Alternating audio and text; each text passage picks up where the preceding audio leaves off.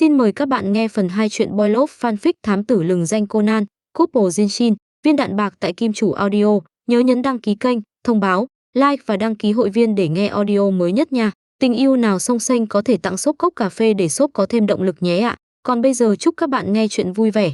Trước cửa khách sạn 2 đô, Conan ló đầu ra từ phía sau một cây cột, bất đắc dĩ nói với Haibara Ai, đúng là một nhà nghiên cứu cuồng nhiệt. Vừa nghe thấy chuyện liên quan đến loại thuốc là lập tức chạy tới. Hóa ra đây là lễ truy điệu một đạo diễn, như vậy, tất cả mọi người đều mặc đồ đen, muốn tìm được Pisco sẽ rất khó. Haibara Ai chuyển chủ đề. Được rồi, nhớ phải thật cẩn thận. Khóe miệng Conan khẽ giật, cậu tháo kính của mình, đeo lên cho Haibara Ai rồi cùng cô lặng lẽ trà trộn vào hội trường. Jin và Voska chắc chắn đã biết người lắp thiết bị phát tín hiệu cùng máy nghe lén sẽ tới đây. Dù thế nào đi nữa, cậu cũng phải ngăn cản bọn chúng trước khi kẻ tên Pisco ra tay. Vị thám tử trung học âm thầm siết chặt nắm tay, tràn đầy tự tin dựng lên một lời báo trước đầy bất chắc. Sau đó, quyết tâm của cậu đương nhiên không thể thực hiện được. Mục tiêu ám sát của kẻ tên Pisco là một chính trị gia gần đây liên tục vướng phải nghi vấn nhận hối lộ. Mặc dù Conan đã dùng thiết bị biến đổi giọng nói gọi cảnh sát đến bảo vệ sát sao, người đó vẫn bị một chiếc đèn chùm pha lê khổng lồ từ trên trần rơi xuống đập chết khi hội trường đang trình chiếu phim. Tất cả bằng chứng tại hiện trường đều cho thấy đây là một tai nạn. Thế nhưng Conan, người biết nội tình và nhặt được một chiếc khăn tay trong bóng tối, hiểu rất rõ Pisco chắc chắn đã động tay động chân với chiếc đèn chùm. Chỉ cần điều tra ra hung thủ, cậu sẽ biết ai là Pisco, nhưng hung thủ rốt cuộc là người nào. Đột nhiên, một người đang ăn thức ăn nhổ thứ gì đó trong miệng ra, khiến nó rơi xuống đất. Nhân lúc người đó tức giận gọi đầu bếp tới, Conan lén đi qua nhặt lên. Đây là mảnh vỡ của vòng treo đèn chùm.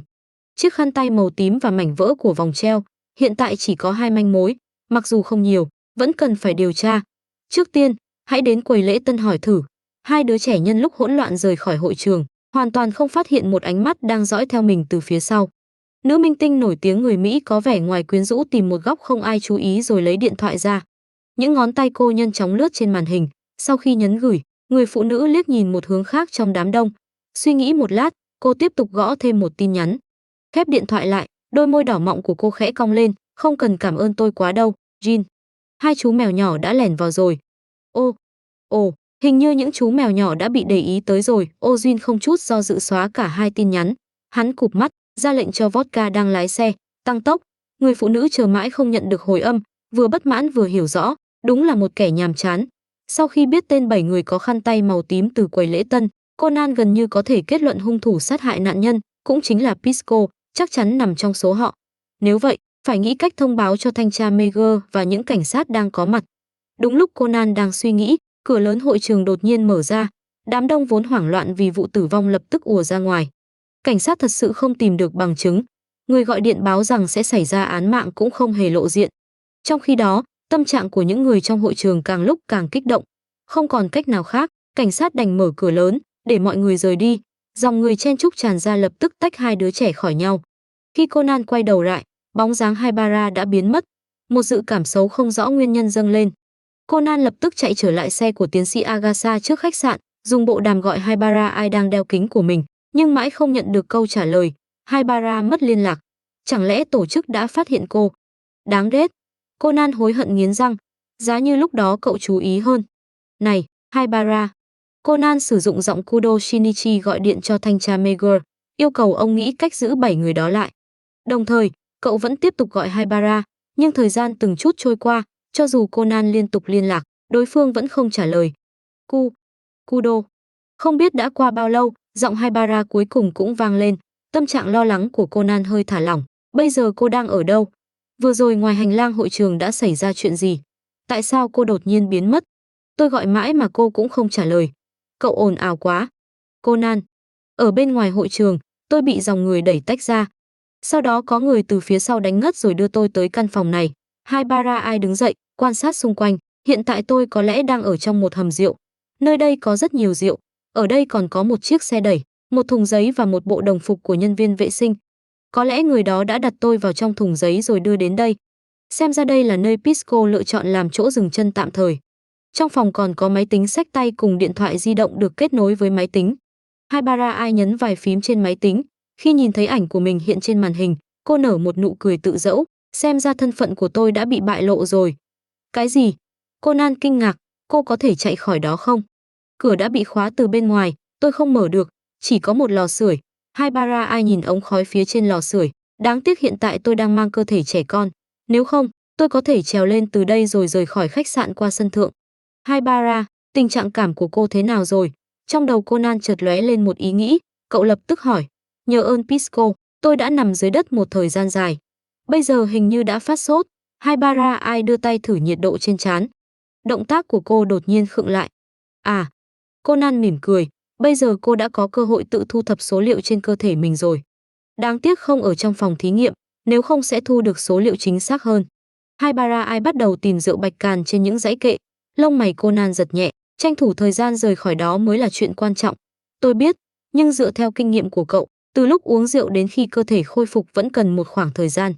Haibara ai lấy chiếc đĩa mô Mitsuiko nhờ cô chuyển cho tiến sĩ Agasa từ trong túi áo ra, cắm vào máy tính xách tay trên bàn, tranh thủ khoảng thời gian này, tôi sẽ sao chép một phần tài liệu về APTX 4869 từ máy tính của tổ chức. Vậy thì cô phải nhanh lên, thanh tra Meguer không thể giữ 7 người đó quá lâu, ngay khi thoát được, Pisco nhất định sẽ quay lại. Conan nhìn thông tin liên quan đang được truyền tải trên máy tính, lên tiếng nhắc nhở. Tôi bắt đầu cảm thấy choáng váng, toàn thân nóng lên. Có lẽ rượu bạch càn đã bắt đầu phát huy tác dụng.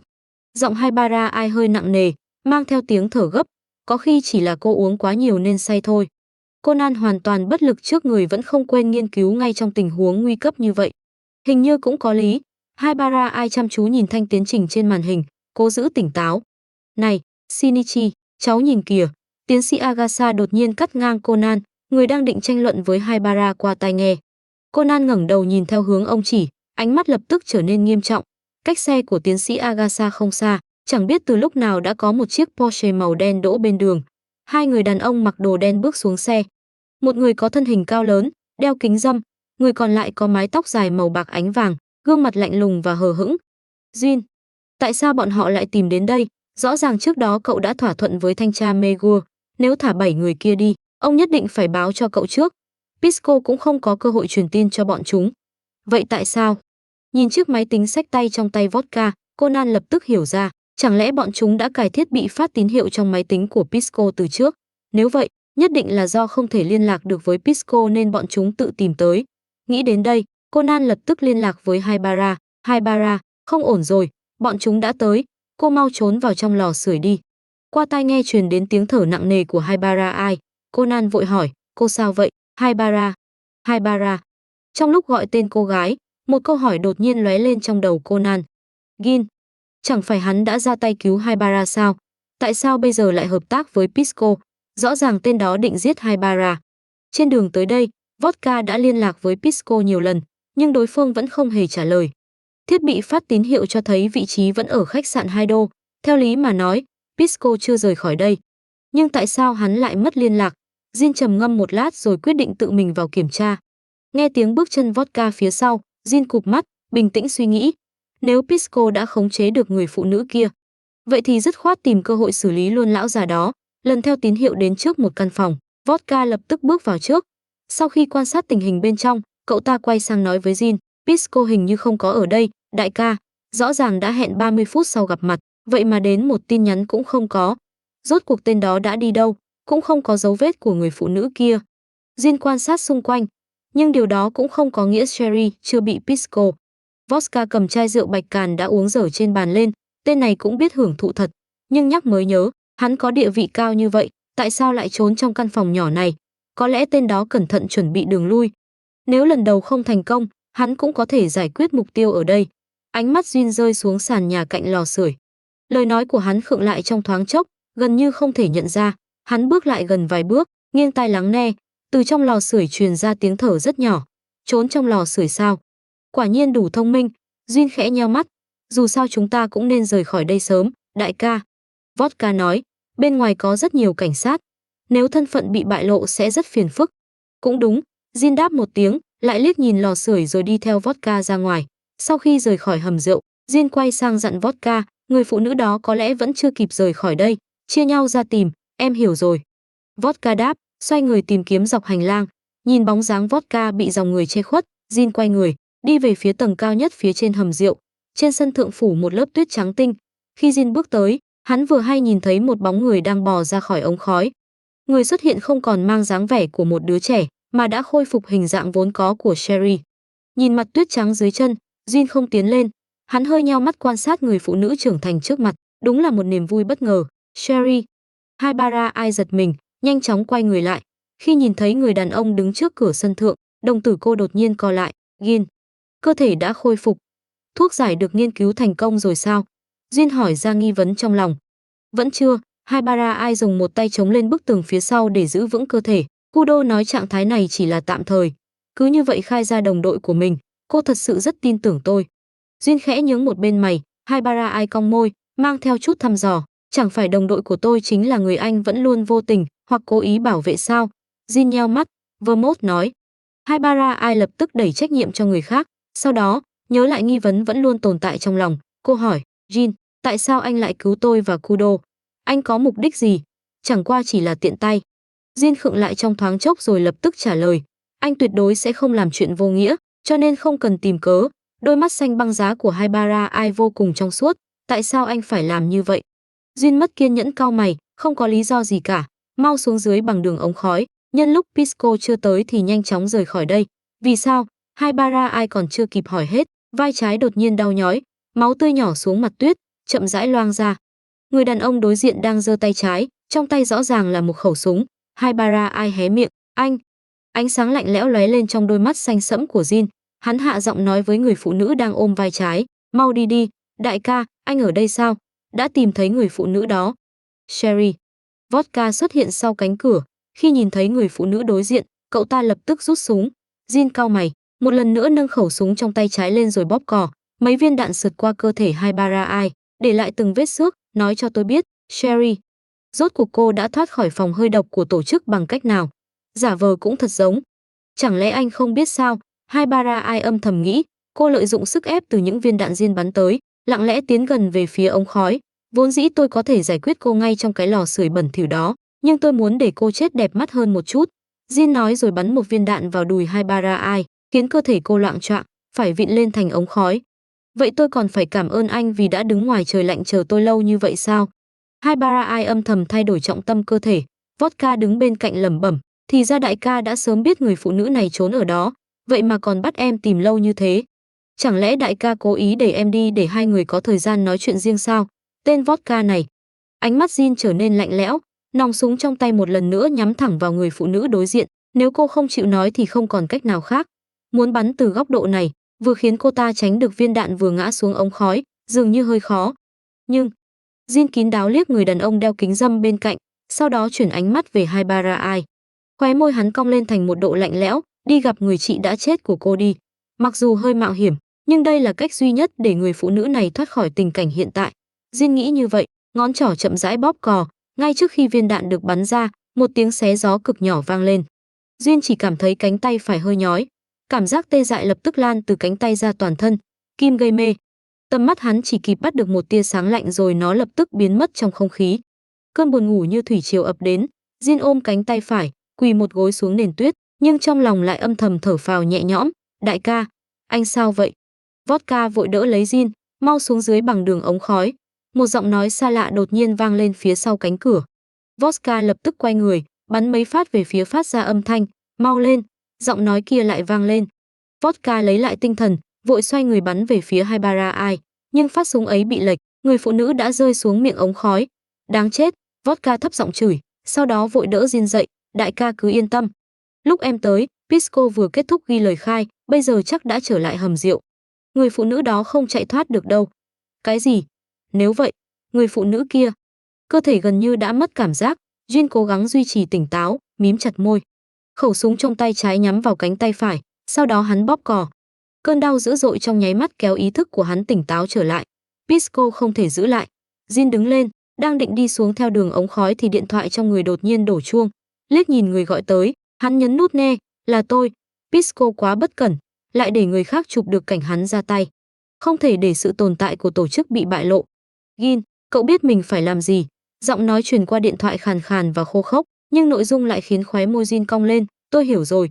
Sau khi cúp máy, nhìn miệng ống khói tối đen, Jin khẽ cau mày rồi nói với Vodka, cậu đi lấy xe, tiện thể đưa Vermont theo. Nói xong, hắn nhảy xuống miệng ống khói. Không ai ngờ thành viên mang mật danh Pisco trong tổ chức áo đen bí ẩn lại chính là một nhân vật quyền lực trong giới kinh tế. Thế lực của tổ chức này rốt cuộc lớn đến mức nào? Mục đích của chúng là gì? Conan kịp thời chạy tới hầm rượu, lợi dụng số rượu mạnh được cất giữ bên trong cùng điếu thuốc trên miệng Pisco để châm lên một đám cháy lớn, làm rối loạn sự chú ý của hắn. Sau đó, cậu cõng Haibara đang bị thương, trốn vào một góc, chuẩn bị nhân lúc Pisco không chú ý mà chạy ra ngoài. Nhóc con, cậu trốn ở đâu rồi? Pisco vốn tưởng nhiệm vụ sắp hoàn thành, không ngờ lại liên tục gặp cản trở. Hắn tìm kiếm khắp nơi. Khi đi tới gần lò sưởi, nghe thấy bên trong có động tĩnh, hắn lập tức cúi xuống nhìn vào. Nhưng một khẩu súng đã chĩa thẳng vào trán hắn. Người đàn ông áo đen có mái tóc dài màu bạc ánh vàng từ bên trong bước ra. Jin, cậu đang làm gì vậy? Cơ thể Pisco cứng đờ, không thể tin nổi hỏi. Jin, rõ ràng mình đã dùng kim gây mê bắn trúng hắn, tại sao hắn lại xuất hiện ở đây? Đồng tử Conan co lại. Giọng nói trầm thấp của người đàn ông truyền đến rõ ràng. Pisco, ông thật sự đã già rồi, đến cả lúc ra tay cũng bị người khác chụp được. Jin bình thản nói, xem ra sáng mai, ảnh đặc tả của ông sẽ xuất hiện trên trang nhất báo chí. Nói xong, hắn chuẩn bị bóp cò. Không, không được, nếu cậu giết tôi thì định giải thích thế nào với người kia? Pisco run rẩy hỏi. Khóe môi Jin cong lên thành một độ lạnh lẽo, thật đáng tiếc, chính người kia đã ra lệnh giết ông. Để tránh sự tồn tại của tổ chức bị bại lộ vì ông, chỉ có thể để ông đi trước một bước. Chờ đã, chờ một chút. Tôi có manh mối về Sherry, chẳng phải cậu vẫn muốn tìm cô ta sao? Pisco vội vàng nói, không biết vì nguyên nhân gì, cơ thể người phụ nữ đó đã teo nhỏ. Hiện tại cô ta mang hình dáng của một học sinh tiểu học. Nếu cậu muốn tìm cô ta, xem ra ông đã biết rồi. Jin lạnh lùng cắt ngang, ánh mắt hắn lạnh như băng, vậy thì ông càng phải chết. Chẳng lẽ cậu? Pisco không thể tin nổi mở to mắt, là cậu. Nhưng hắn không còn cơ hội nói tiếp. Giữa ánh mắt hoảng sợ của Pisco, Jin bóp cò, cơ thể Pisco ngã ngửa ra sau. Máu tươi chậm rãi chảy ra từ lỗ đạn giữa trán, không thèm nhìn thi thể trên đất, Jin chuyển ánh mắt về một góc phòng, ra khỏi cửa, rẽ trái rồi đi thẳng đến cuối hành lang. Ở đó có một cánh cửa ngầm dẫn thẳng ra đường lớn. Conan sững người, rời khỏi đây đi, thám tử Kudo. Giọng Jin lại vang lên, Haibara ai nằm trên lưng Conan khẽ phát ra âm thanh, đi. Vết thương của Haibara quan trọng hơn. Conan đè những nghi vấn đầy trong lòng xuống, cõng Haibara ai rời khỏi đó. Trước khi bước ra cửa, cậu không nhịn được quay đầu nhìn lại. Giữa ngọn lửa rực rỡ bao phủ khắp nơi, chỉ có thể nhìn thấy một bóng người màu đen lặng lẽ đứng giữa khung cảnh đỏ thẫm mê hoặc. Không hiểu vì sao, đứa trẻ chợt nhớ đến màn pháo hoa từng nhìn thấy trong chuyến đi suối nước nóng, lộng lẫy mà hư ảo. Vết thương của cô thế nào? Sau khi đặt Haibara ai nằm xuống ghế sau xe của tiến sĩ Agasa, Conan ngồi ở ghế phụ, quay đầu hỏi cô gái. Không có gì đáng ngại, nhìn có vẻ nghiêm trọng, nhưng thật ra đều chỉ là vết thương ngoài da. Haibara ai đặt tay lên trán, khả năng bắn súng của Jin vô cùng xuất sắc. Tên đó rốt cuộc muốn làm gì? Conan không nhịn được cau mày, rõ ràng là người của tổ chức, nhưng hành động của hắn lại khiến người khác hoàn toàn không thể hiểu nổi. Hôm nay hắn đã cứu chúng ta. Haibara ai nói, nếu không có hắn, chuyện cơ thể tôi biến thành trẻ con sẽ bị Pisco báo lại cho tổ chức. Khi đó, cả hai chúng ta đều không thể trốn thoát. Tôi biết, nhưng cho dù hắn làm vậy để bảo vệ chúng ta, cũng không thể thay đổi sự thật hắn đã giết người. Tận mắt chứng kiến cảnh giết người khiến Conan vô cùng mâu thuẫn, tạm thời gạt chính nghĩa của cậu sang một bên đi. Giọng Haibara ai lạnh nhạt vang lên rõ ràng trong xe, nếu Pisco không chết, người chết sẽ là chúng ta. Hắn đã biết chuyện cơ thể tôi teo nhỏ, nếu tổ chức điều tra tới, không chỉ chúng ta mà cả những người bị chúng ta liên lụy cũng sẽ bị chúng không chút do dự thủ tiêu để bảo vệ bí mật. Trước đây cô đã làm việc cho một tổ chức nguy hiểm đến mức nào vậy? Conan thở dài. Đáng tiếc thật. Haibara ai không trả lời mà đột nhiên cảm thán. Hả? Chuyện gì? Conan hỏi. Chiếc đĩa mo chứa tài liệu liên quan đến APTX 4869 bị tôi làm rơi trong hầm rượu. Hơn nữa, tác dụng của rượu bạch càn cũng đã biến mất. Haibara ai vô cùng tiếc nuối. Conan trợn mắt. Tôi nói này, trước tiên cô dưỡng thương cho tốt, rồi hãy nghĩ đến những chuyện đó được không? Thật ra so với những chuyện này, tôi lo cho Jin hơn. Haibara ai đột nhiên nói. Conan sững người, tên đó sao? Mặc dù tôi vẫn chưa biết tại sao Jin lại giúp chúng ta, nhưng tôi hiểu một điều. Nếu chuyện này bị tổ chức phát hiện, người vẫn luôn phụ trách thủ tiêu những kẻ phản bội, cuối cùng lại trở thành kẻ phản bội tổ chức, Jin sẽ phải gánh chịu cơn giận của người kia. Hắn sẽ bị giết. Jin sẽ bị giết sao? Conan vô thức siết chặt nắm tay. Đại ca, chúng ta không cần ở lại tìm người phụ nữ đó sao? Vodka vừa lái xe vừa hỏi. Cô ta không ngu ngốc đến thế. Dù sao chúng ta cũng đã nhìn thấy cô ta. Bây giờ cô ta chắc chắn đã chạy trốn cùng người đàn ông cứu mình. Jin lấy bật lửa ra, châm điếu thuốc trong miệng. Cậu đúng là hiểu rất rõ cô ta. Vermouth ngồi ở ghế sau, lấy gương trang điểm ra dặm lại lớp phấn, thờ ơ lên tiếng, đúng vậy, vodka lập tức phụ họa, trước đó ở hầm rượu, đại ca đã biết người phụ nữ đó trốn ở đâu, vậy mà vẫn cố tình đẩy em đi. Không biết hai người đã nói chuyện gì. Trên mặt vodka hiện lên một nụ cười đầy ẩn ý, sở thích của đại ca đúng là khó hiểu. Trước đó còn có cậu thiếu niên gặp trong nhà hàng nữa. Xuống xe chạy bộ đi, vodka. Jin bình thản nói. Hả?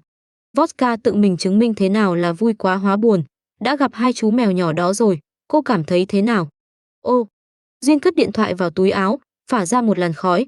Qua gương chiếu hậu, hắn liếc nhìn bóng người đang cắm đầu chạy phía sau, khóe môi khẽ cong lên, giúp tôi gửi một thứ, Vermouth. Địa chỉ là phố BK, khu 2, số 22. Gửi cho người phụ nữ đó sao? Tôi có thể hỏi đó là thứ gì không?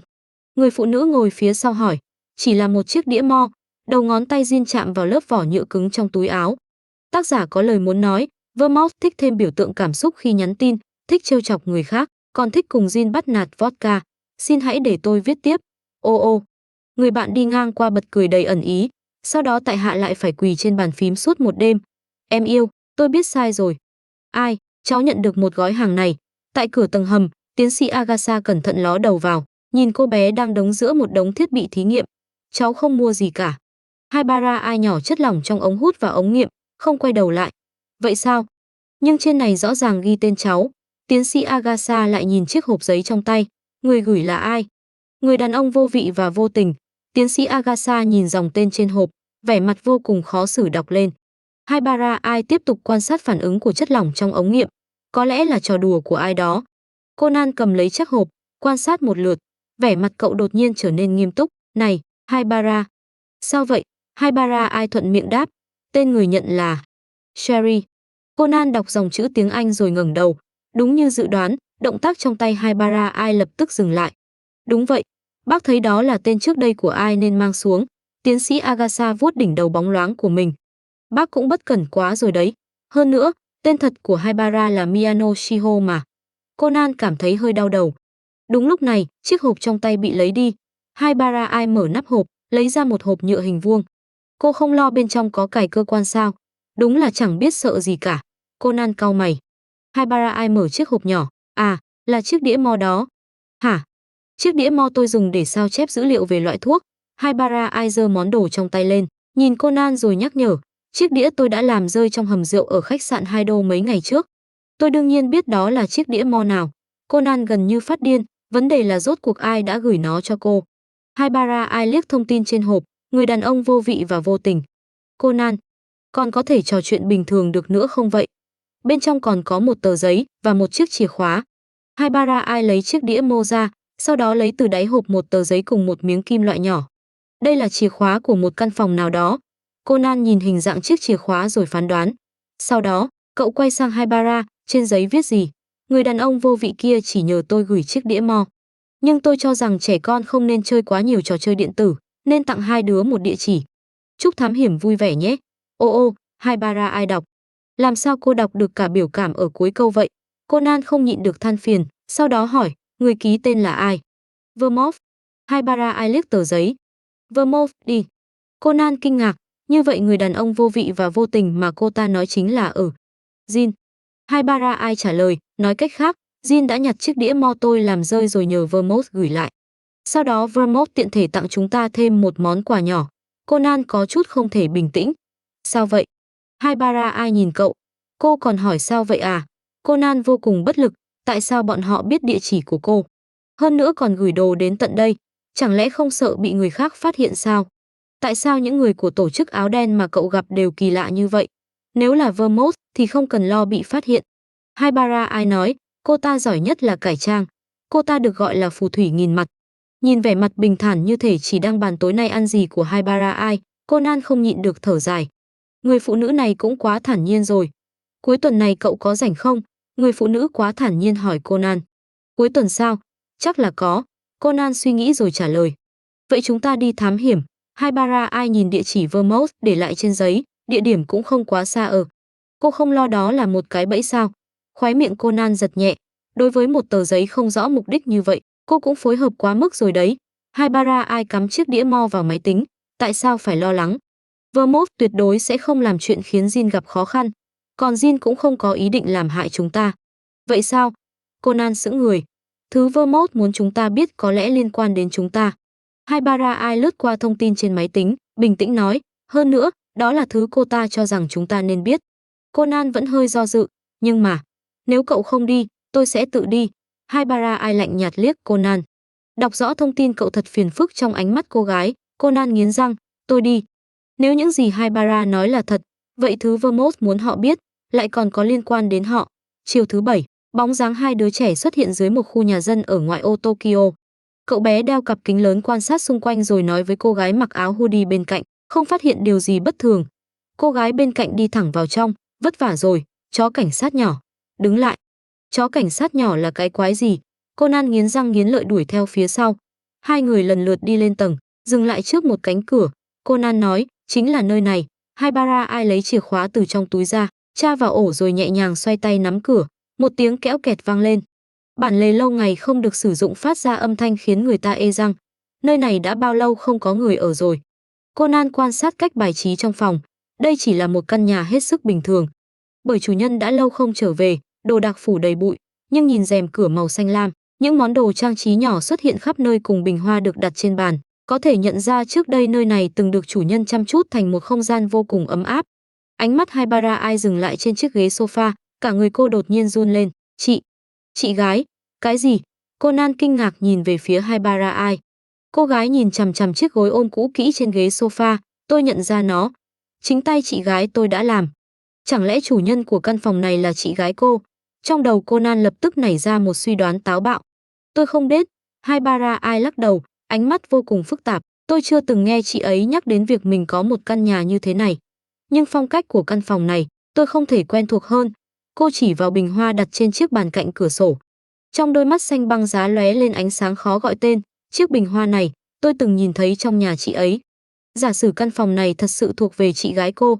Conan theo bản năng đưa một tay lên chống cằm. Vậy Vermouth bảo chúng ta đến đây nhằm mục đích gì? Không thể chỉ để cô tới đây đau buồn một lúc thôi chứ. Cách hành động của người phụ nữ đó trước nay luôn khó đoán. Rất khó xác định rốt cuộc cô ta có mục đích gì. Haibara đi về phía một căn phòng khác. Conan vội đuổi theo. Một người theo chủ nghĩa thần bí sao? Kiểu người đó thật sự khiến người khác khó chịu. Đúng vậy. Nhưng Vermouth lại rất được người kia yêu thích. Haibara đẩy cửa ra. Nhìn chiếc giường cùng tủ quần áo bên trong. Nơi đây hẳn là phòng ngủ. Nói cô ta là người phụ nữ được cưng chiều nhất trong tổ chức cũng không quá. Tôi đã muốn hỏi từ lâu rồi. Conan mở tủ quần áo. Mùi ẩm mốc phả thẳng vào mặt khiến cậu không nhịn được ho vài tiếng. Người kia rốt cuộc là ai? Hắn là người sáng lập, cũng là thủ lĩnh của tổ chức. Nhưng không ai thật sự nhìn thấy diện mạo của hắn. Haibara vừa kéo ngăn tủ đầu giường vừa trả lời. Một kẻ theo chủ nghĩa thần bí từ đầu đến cuối sao? Chẳng trách lại cưng chiều Vermouth. Conan thấp giọng lẩm bẩm. Ở đây chẳng có gì cả. Rốt cuộc người phụ nữ đó muốn chúng ta tìm thứ gì?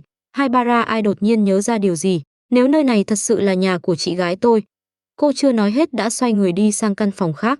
Haibara. Conan không hiểu gì, vội vàng đi theo cô đến căn phòng bên cạnh phòng ngủ. Là phòng đọc sách E. Nhìn giá sách đầy ắp trước mặt, Conan thấp giọng nói. Ánh mắt Haibara tìm kiếm trên giá sách. Chị gái tôi thích giấu những thứ quan trọng trong sách. Hồi nhỏ, chị ấy thường xuyên bị bố mắng vì chuyện đó. Nhưng thói quen này vẫn không thay đổi. Cô gái nhón chân, lấy một bộ sách dày từ trên giá xuống. Trên gáy sách phủ đầy bụi, Conan nhìn rõ tên sách, tuyển tập truyện Sherlock Holmes. Chị ấy từng nói đây là bộ sách mình thích nhất. Haibara rút những cuốn sách ra khỏi hộp đựng. Conan chú ý thấy chiều ngang của chúng hẹp hơn sách bình thường đôi chút. Sau khi lấy hết sách ra, Haibara lấy từ bên trong một chiếc hộp nhỏ màu đen. Đây là mặt dây chuyền mẹ để lại cho chúng tôi. Cô mở hộp, lấy ra một sợi dây chuyền bạc.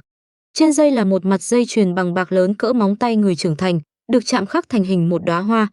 Của tôi là hoa hồng, còn của chị gái là hoa bách hợp. Nhưng mặt dây chuyền của tôi vẫn bị giữ lại trong tổ chức. Đúng rồi, mặt dây chuyền này còn có thể mở ra, bên trong có thể đặt ảnh, bị ký ức cuốn đi. Haibara mở mặt dây chuyền, ngay sau đó, vẻ mặt cô lập tức cứng đờ.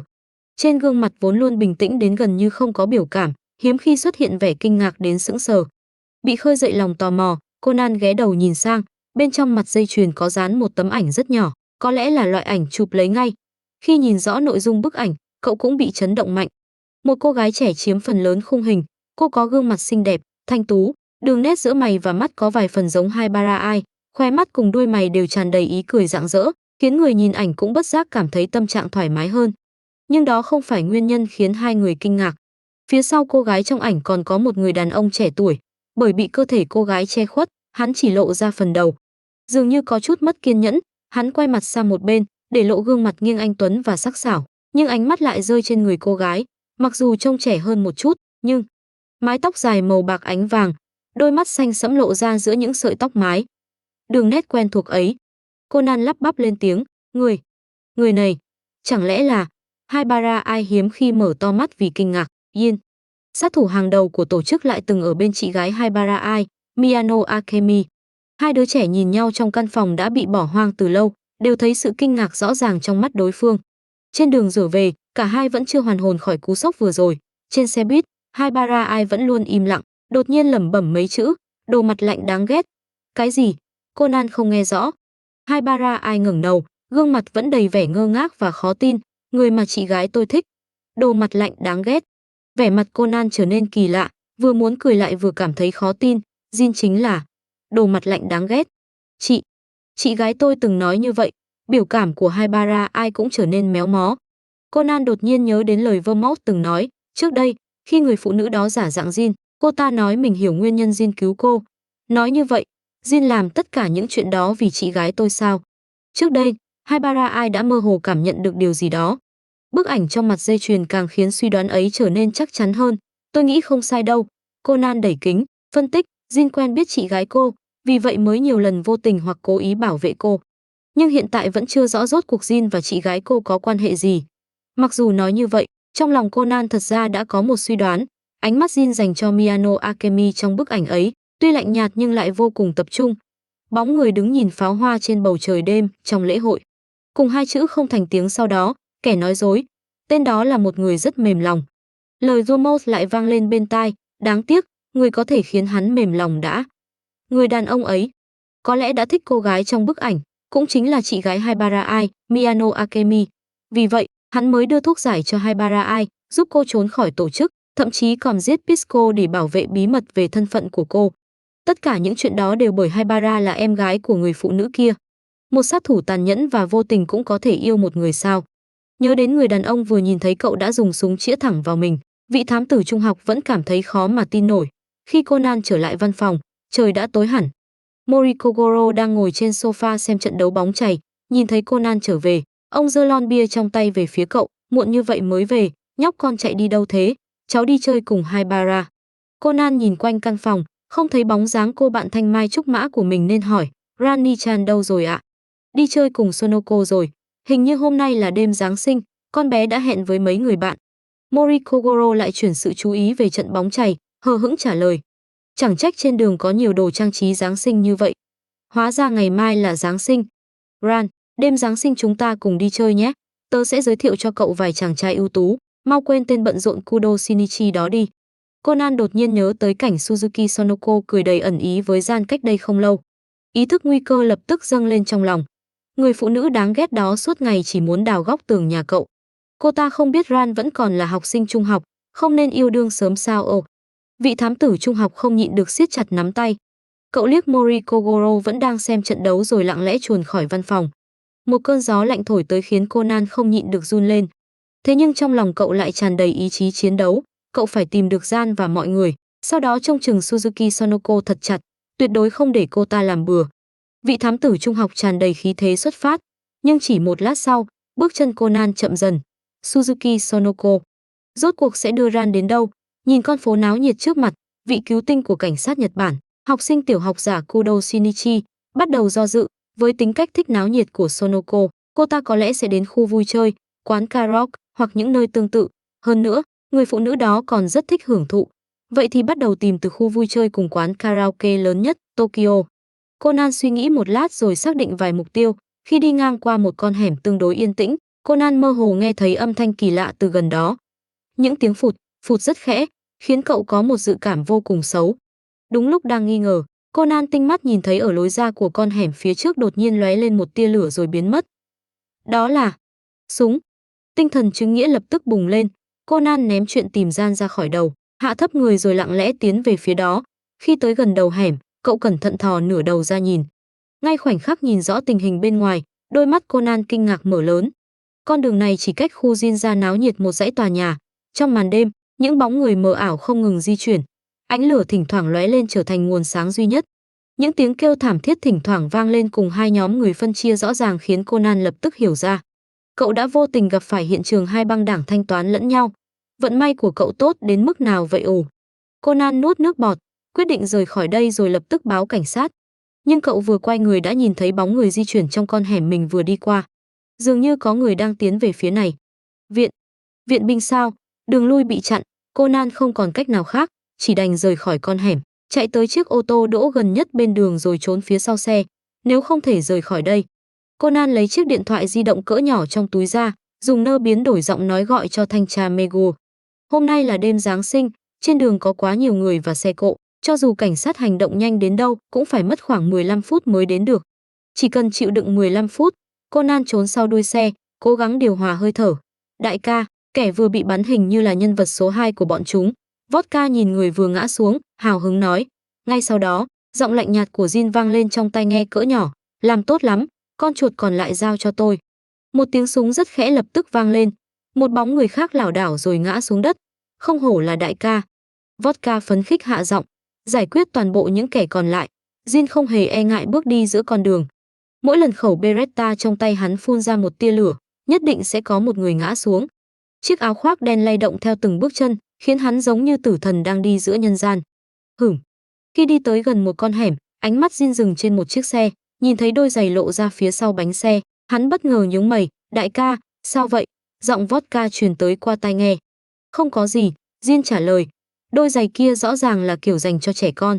Nhưng từ lúc nào lại có một đứa trẻ lẻn vào đây? Hơn nữa, đôi giày ấy trông rất quen. Một đứa trẻ có thể khiến hắn chú ý và để lại ấn tượng.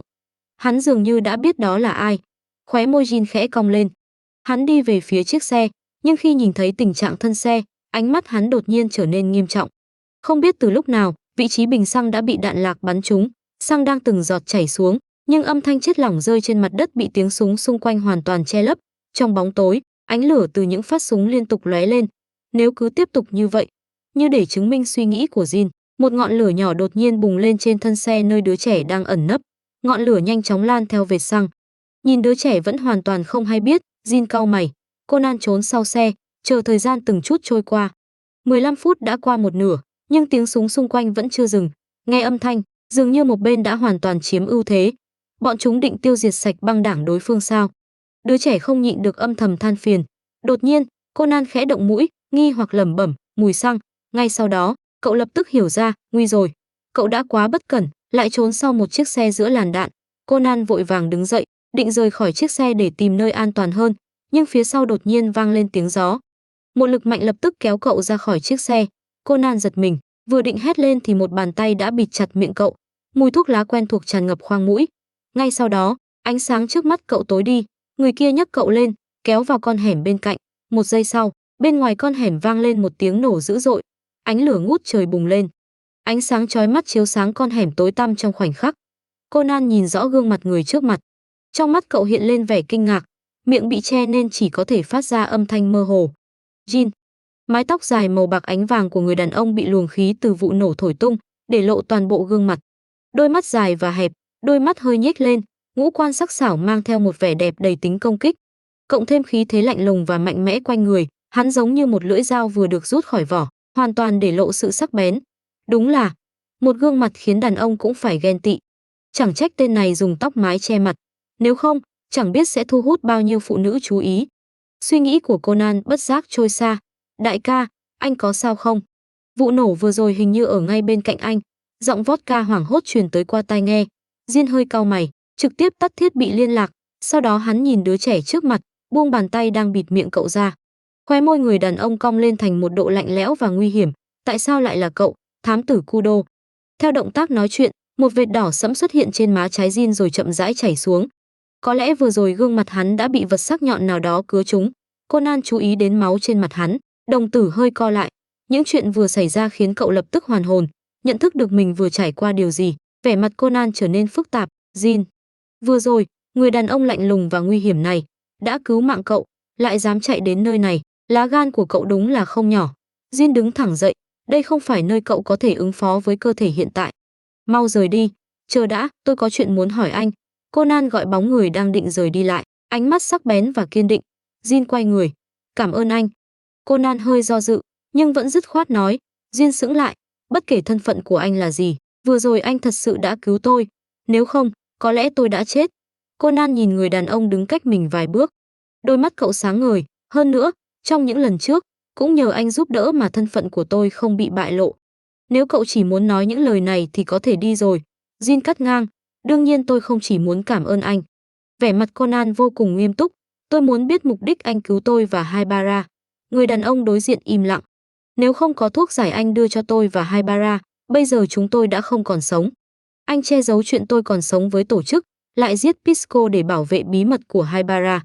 Conan rõ ràng kể lại từng sự việc, tại sao anh phải làm như vậy. Haibara nói anh là người chuyên xử lý những kẻ phản bội tổ chức, nhưng những việc anh làm chỉ là tiện tay. Giọng Jin lạnh lẽo, lý do tôi làm vậy không cần thiết phải cho cậu biết. Nói xong, người đàn ông xoay người định rời đi. Chờ đã, còn một câu hỏi nữa.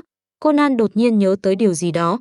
Nhìn người đàn ông quay lại với vẻ mặt hơi mất kiên nhẫn, đứa trẻ giơ một ngón trỏ, câu cuối cùng. Jin nhướng mày, nói. Haibara cũng muốn biết chuyện này. Conan do dự một lát rồi quyết định hỏi, anh và chị gái của Haibara, Miyano Akemi, có quan hệ gì? Vẻ mặt đứa trẻ hơi khó xử. Anh, có phải là đồ mặt lạnh đáng ghét không? Jin hoàn toàn không ngờ cậu sẽ hỏi chuyện đó. Nếu anh không muốn nói thì tôi không hỏi nữa. Bị đôi mắt xanh sẫm của Jin nhìn chằm chằm, Conan chỉ cảm thấy sau gáy lạnh buốt, lập tức sửa lời. Jin lạnh lùng hừ một tiếng, không chút do dự xoay người rời đi. Cuối cùng chẳng hỏi được câu nào. Conan không nhịn được oán trách, miệng tên đó được khóa lại sao? Kín thật đấy. Đột nhiên nghe tiếng còi cảnh sát vang lên gần đó, cậu biết cảnh sát sắp tới. Conan nhớ tới người vừa rời đi, vỗ trán, quên nói cho hắn biết. Nhưng tên đó chắc cũng không dễ bị bắt như vậy đâu. Duyên bước ra khỏi con hẻm, từ xa, hắn đã nhìn thấy bóng dáng Vodka đang sốt ruột nên đi về phía cậu ta. Đại ca, anh có sao không? Vodka toát đầy mồ hôi, nhìn thấy bóng người quen thuộc, cậu ta vội vàng chạy tới, chiếc xe vừa nổ hình như ở ngay gần anh. Em còn không thể liên lạc với anh. Tai nghe bị chấn động làm hỏng rồi. Diên lấy thiết bị liên lạc cỡ nhỏ khỏi tai, ném xuống đất rồi dẫm lên. Tình hình thế nào? Đã giải quyết toàn bộ. Vodka đắc ý nhếch miệng, không để sót một kẻ nào. Ai bảo bọn chúng dám đối đầu với tổ chức? Không tệ. Jin nói, gọi người của chúng ta, sau khi dọn sạch hiện trường, lập tức rút lui. Nói xong, hắn tiếp tục đi về phía trước. Vodka vội đuổi theo, khó hiểu hỏi, tại sao vậy? Vừa rồi mới. Cảnh sát sắp tới rồi, vụ nổ vừa rồi không thể che giấu được. Jin nói, hơn nữa, nhiệm vụ cũng đã hoàn thành. Nhớ đến đứa trẻ vừa rồi, Jin theo bản năng nheo mắt. Huống chi vị thám tử chính nghĩa kia hẳn đã gọi cảnh sát từ lâu. Quả nhiên, ngay sau khi Jin cùng những người khác lên xe rời đi, tiếng còi cảnh sát đã vang lên từ xa, nhanh chóng tiến về phía nơi này. Đại ca đúng là liệu sự như thần. Vodka giơ ngón cái về phía Jin. Câm miệng, lo lái xe. Jin ngậm thuốc lá, tay cầm điện thoại, không ngẩng đầu. Cô đã làm chuyện ngu xuẩn gì vậy?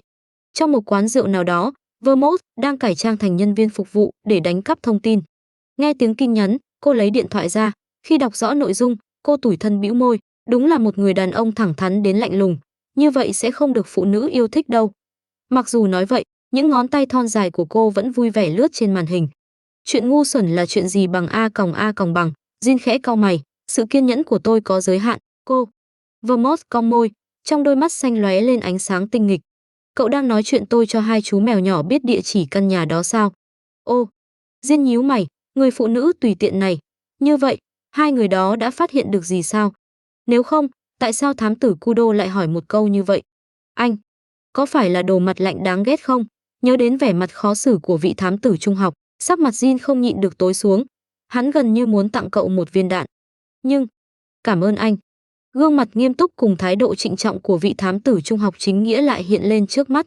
Ngón tay Jin vuốt nhẹ chiếc điện thoại, trong đáy mắt thoáng hiện cảm xúc phức tạp.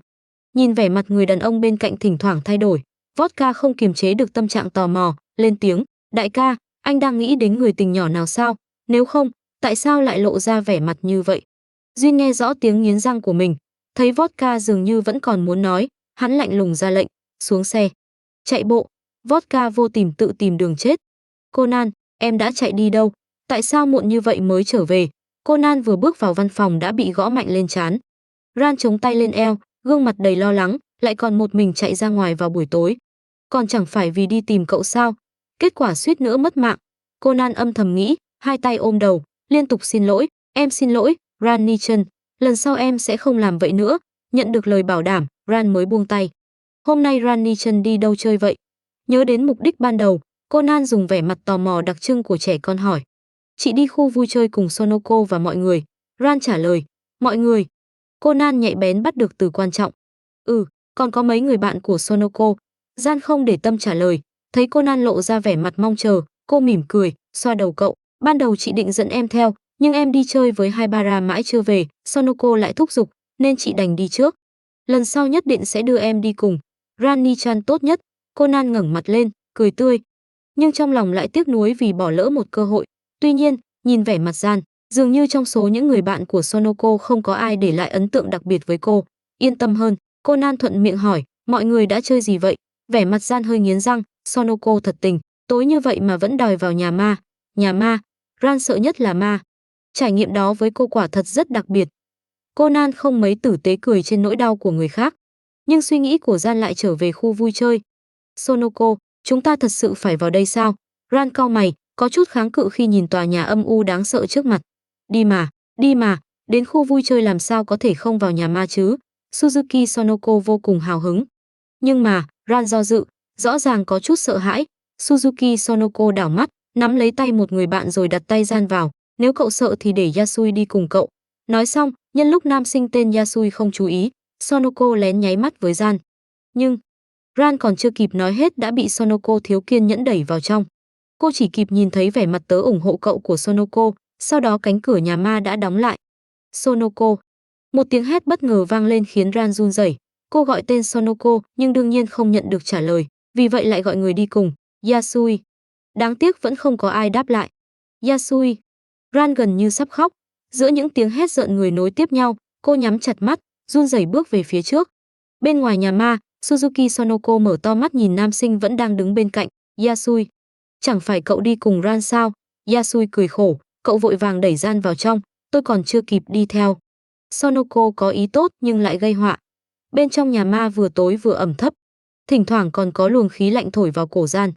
Những tiếng hét vang lên ngay sát bên cùng những thứ giống cánh tay bất ngờ vươn ra khiến Ran nhắm chặt mắt, chỉ mong nhanh chóng rời khỏi nơi đáng sợ này nên bước đi càng lúc càng nhanh. Cảm nhận dưới chân đột nhiên xuất hiện một chỗ lõm, Ran không kịp giữ thăng bằng, kinh hô rồi ngã sang bên cạnh. Sonoko, cậu hại tớ thảm rồi. Ran che mắt, sợ đến mức bật khóc. Nhưng cơn đau do ngã xuống như dự đoán lại không xuất hiện. Ran cảm thấy mình dường như va vào một thứ gì đó vừa cứng rắn lại vừa mềm mại, nhờ vậy không bị ngã xuống đất. Cô không sao chứ? Thứ đó phát ra một giọng nói trầm thấp. Ran giật mình, quên cả khóc. Người sao? Cảm nhận hơi ấm của cơ thể dưới lớp vải áo tiếp xúc với da mình, Ran nghi hoặc hỏi, giọng còn nặng âm mũi. Đúng vậy, tôi cũng giống cô, chỉ là một người tới tham quan. Người kia còn chưa nói hết, Ran cảm thấy trên đầu dường như có thứ gì đó bất ngờ rơi xuống. Cô hét lên rồi ôm chặt lấy người trước mặt. Cơ thể người đàn ông cứng lại. Một lát sau, hắn do dự đưa tay đỡ vai cô gái đang bám chặt mình như gấu túi. Hay là, tôi đưa cô ra ngoài nhé. Ran lập tức gật đầu. Những ngón tay đặt sau lưng người đàn ông chạm phải cảm giác mềm mại. Cô hơi sũng lại, tóc dài, phụ nữ sao?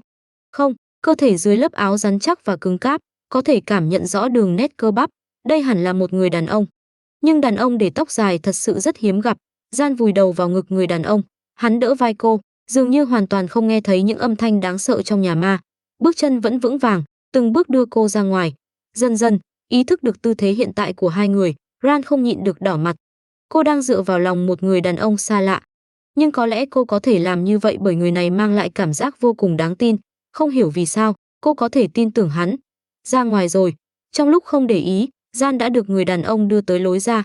Muốn nhìn rõ dáng vẻ của ân nhân cứu mạng, cô ngẩng đầu lên. Ánh đèn từ các trò chơi xung quanh chiếu sáng rõ gương mặt người đàn ông. Chiếc mũ len đen cùng mái tóc dài màu đen là kiểu dáng vô cùng đặc biệt, rất dễ thu hút ánh mắt của người khác. Dưới mũ len lộ ra vài sợi tóc mái hơi cong, cùng một đôi mắt sáng và sắc bén, sống mũi cao thẳng, đôi môi mỏng hơi mím lại. Đó là một người đàn ông vô cùng tuấn tú, mang vẻ anh khí mạnh mẽ. Nghĩ đến việc vừa rồi chính người đàn ông này đã đưa mình ra khỏi nhà ma, vành tai Ran không nhịn được đỏ lên. Cảm ơn anh, không cần khách sáo, nếu sợ thì lần sau đừng một mình vào những nơi như thế này. Giọng người đàn ông có chút lạnh nhạt, nhưng Ran vẫn nghe ra ý nhắc nhở trong đó. Còn nữa, Đừng dễ dàng tin tưởng người khác như vậy. Ran lại nói lời cảm ơn, sau đó hỏi, tôi có thể biết tên anh không? Như sợ đối phương hiểu lầm, cô vội giải thích, tôi chỉ muốn bày tỏ lòng biết ơn, chỉ là tiện tay giúp đỡ mà thôi. Người đàn ông lên tiếng, nhưng khi nhìn thấy sự kiên trì trong mắt Gian, hắn mới nói, Moroboshi-zai, Moroboshi-san, anh. Gian bị tiếng điện thoại trên người hắn cắt ngang, xin lỗi, tôi phải đi trước. Người đàn ông liếc điện thoại, nói với Gian một câu rồi xoay người rời đi. Hắn vừa bước đi vừa nhận cuộc gọi, Jody, cô đang ở đâu? Hóa ra là người đã có bạn gái. Ran đứng tại chỗ, nhìn theo bóng lưng người đàn ông đang rời xa. Ran. Giọng Sonoko vang lên từ phía xa. Ran hoàn hồn, nhớ lại hành động vừa đẩy mình vào nhà ma của cô bạn, lập tức bĩu môi đi về phía Sonoko. Trong văn phòng thám tử Mori, Conan nhìn Gian đang kể chuyện rồi đột nhiên chìm vào suy nghĩ. Một cảm giác nguy hiểm mãnh liệt bất chợt dâng lên trong lòng cậu. Cậu có cảm giác góc tường nhà mình sắp bị người khác đào mất. Trong lúc cậu không có mặt, Gian đã gặp người nào đó, bây giờ còn mang vẻ thất thần như vậy. Hắt xì. Trong nhà ma, một người đàn ông đột nhiên hắt hơi. Sao vậy, Su? Anh bị cảm à? Người phụ nữ bên cạnh hỏi. Không có gì. Người đàn ông được gọi là Su đưa tay xoa mũi, cau mày nhìn hoàn cảnh xung quanh. Tại sao cô lại chọn nơi này làm địa điểm gặp mặt? Jody. Jody cười híp mắt. Không phải nơi này rất có không khí sao? Mang đến một cảm giác kích thích khác hẳn. Cả ngày tôi bị kích thích còn chưa đủ sao? Người đàn ông thấp giọng lẩm bẩm. Vậy tình hình hiện tại thế nào? Jody đột nhiên nghiêm túc hỏi. Mọi chuyện đều thuận lợi. Người đàn ông trả lời. Duyên đã đồng ý thực hiện giao dịch sau nửa tháng. Chỉ cần đến lúc đó chúng ta mai phục tại địa điểm giao dịch là được. Nhờ có anh đấy, Su. Ánh mắt Jody nhìn người đàn ông tràn đầy sự tán thưởng. Chỉ cần bắt được Jin, tổ chức đó, chúng ta nhất định sẽ tiêu diệt hoàn toàn tổ chức đó. Moroboshi-zai, hay nói chính xác hơn là đặc vụ FBI Akai Shuichi, để lộ vẻ kiên định như thể đã nắm chắc phần thắng. Anh phải cẩn thận, Su. Jody nói, người đàn ông Jin đó. Vẻ mặt Akai Shuichi trở nên nghiêm túc. Tôi biết, hắn là một thợ săn máu lạnh, xảo quyệt và thận trọng như báo săn. Thế nhưng, ta không quan tâm ngươi tiếp cận tổ chức vì mục đích gì, nhưng đừng có ý đồ với người phụ nữ đó. Moroboshi-zai, khi Akai Shuichi cố tình tiếp cận Miyano Akemi, muốn lợi dụng cô cùng em gái cô để thâm nhập sâu vào tổ chức, cuối cùng tiếp cận sát thủ hàng đầu mang tên Jin. Người đàn ông ấy đã đột ngột xuất hiện trước mặt hắn. Khẩu Beretta đen ngòm chĩa thẳng vào gáy Akai. Đôi mắt xanh sẫm của Jin lạnh lẽo như lớp băng đã tồn tại suốt nghìn năm, lại giống một con thú dữ có lãnh địa bị kẻ khác xâm phạm. Không ngờ nhiệm vụ mục tiêu lại xuất hiện sớm như vậy. Akai nhất thời bị khí thế hung hãn của đối phương áp đảo, cả người cứng đờ tại chỗ, không thể cử động. Nhưng trong lòng hắn cũng lập tức hiểu ra, không ngờ một kẻ như vậy cũng có người mình coi trọng. Chỉ có điều, Duyên hiện tại đã là một người đàn ông mất đi thứ mình muốn bảo vệ, cho dù hắn có cẩn thận đến đâu, chắc chắn cũng sẽ xuất hiện sơ hở. Akai Shuichi nhìn bầu trời đen kịt, chậm rãi siết chặt nắm tay. Siêu trộm 1412, trong khoang xe Porsche, người đàn ông ngồi ở ghế phụ dùng bật lửa châm điếu thuốc trong tay, thờ ơ lên tiếng, đúng vậy, chính là tên đó. Voska ngồi ở ghế lái nói, tên trộm đá quý từng đột nhiên biến mất 8 năm trước, gần đây lại bắt đầu hoạt động. Cảnh sát Nhật Bản gọi hắn là siêu trộm Kid, nghe nói hắn cũng sẽ xuất hiện trên con tàu đó, vậy thì hơi phiền phức. Jin khẽ cau mày, những buổi tiệc như thế này để Vermouth tới chẳng phải thích hợp hơn sao? Voska lẩm bẩm, với thân phận minh tinh nổi tiếng của cô ta, nếu hai người cùng lên tàu, mục tiêu sẽ quá lớn.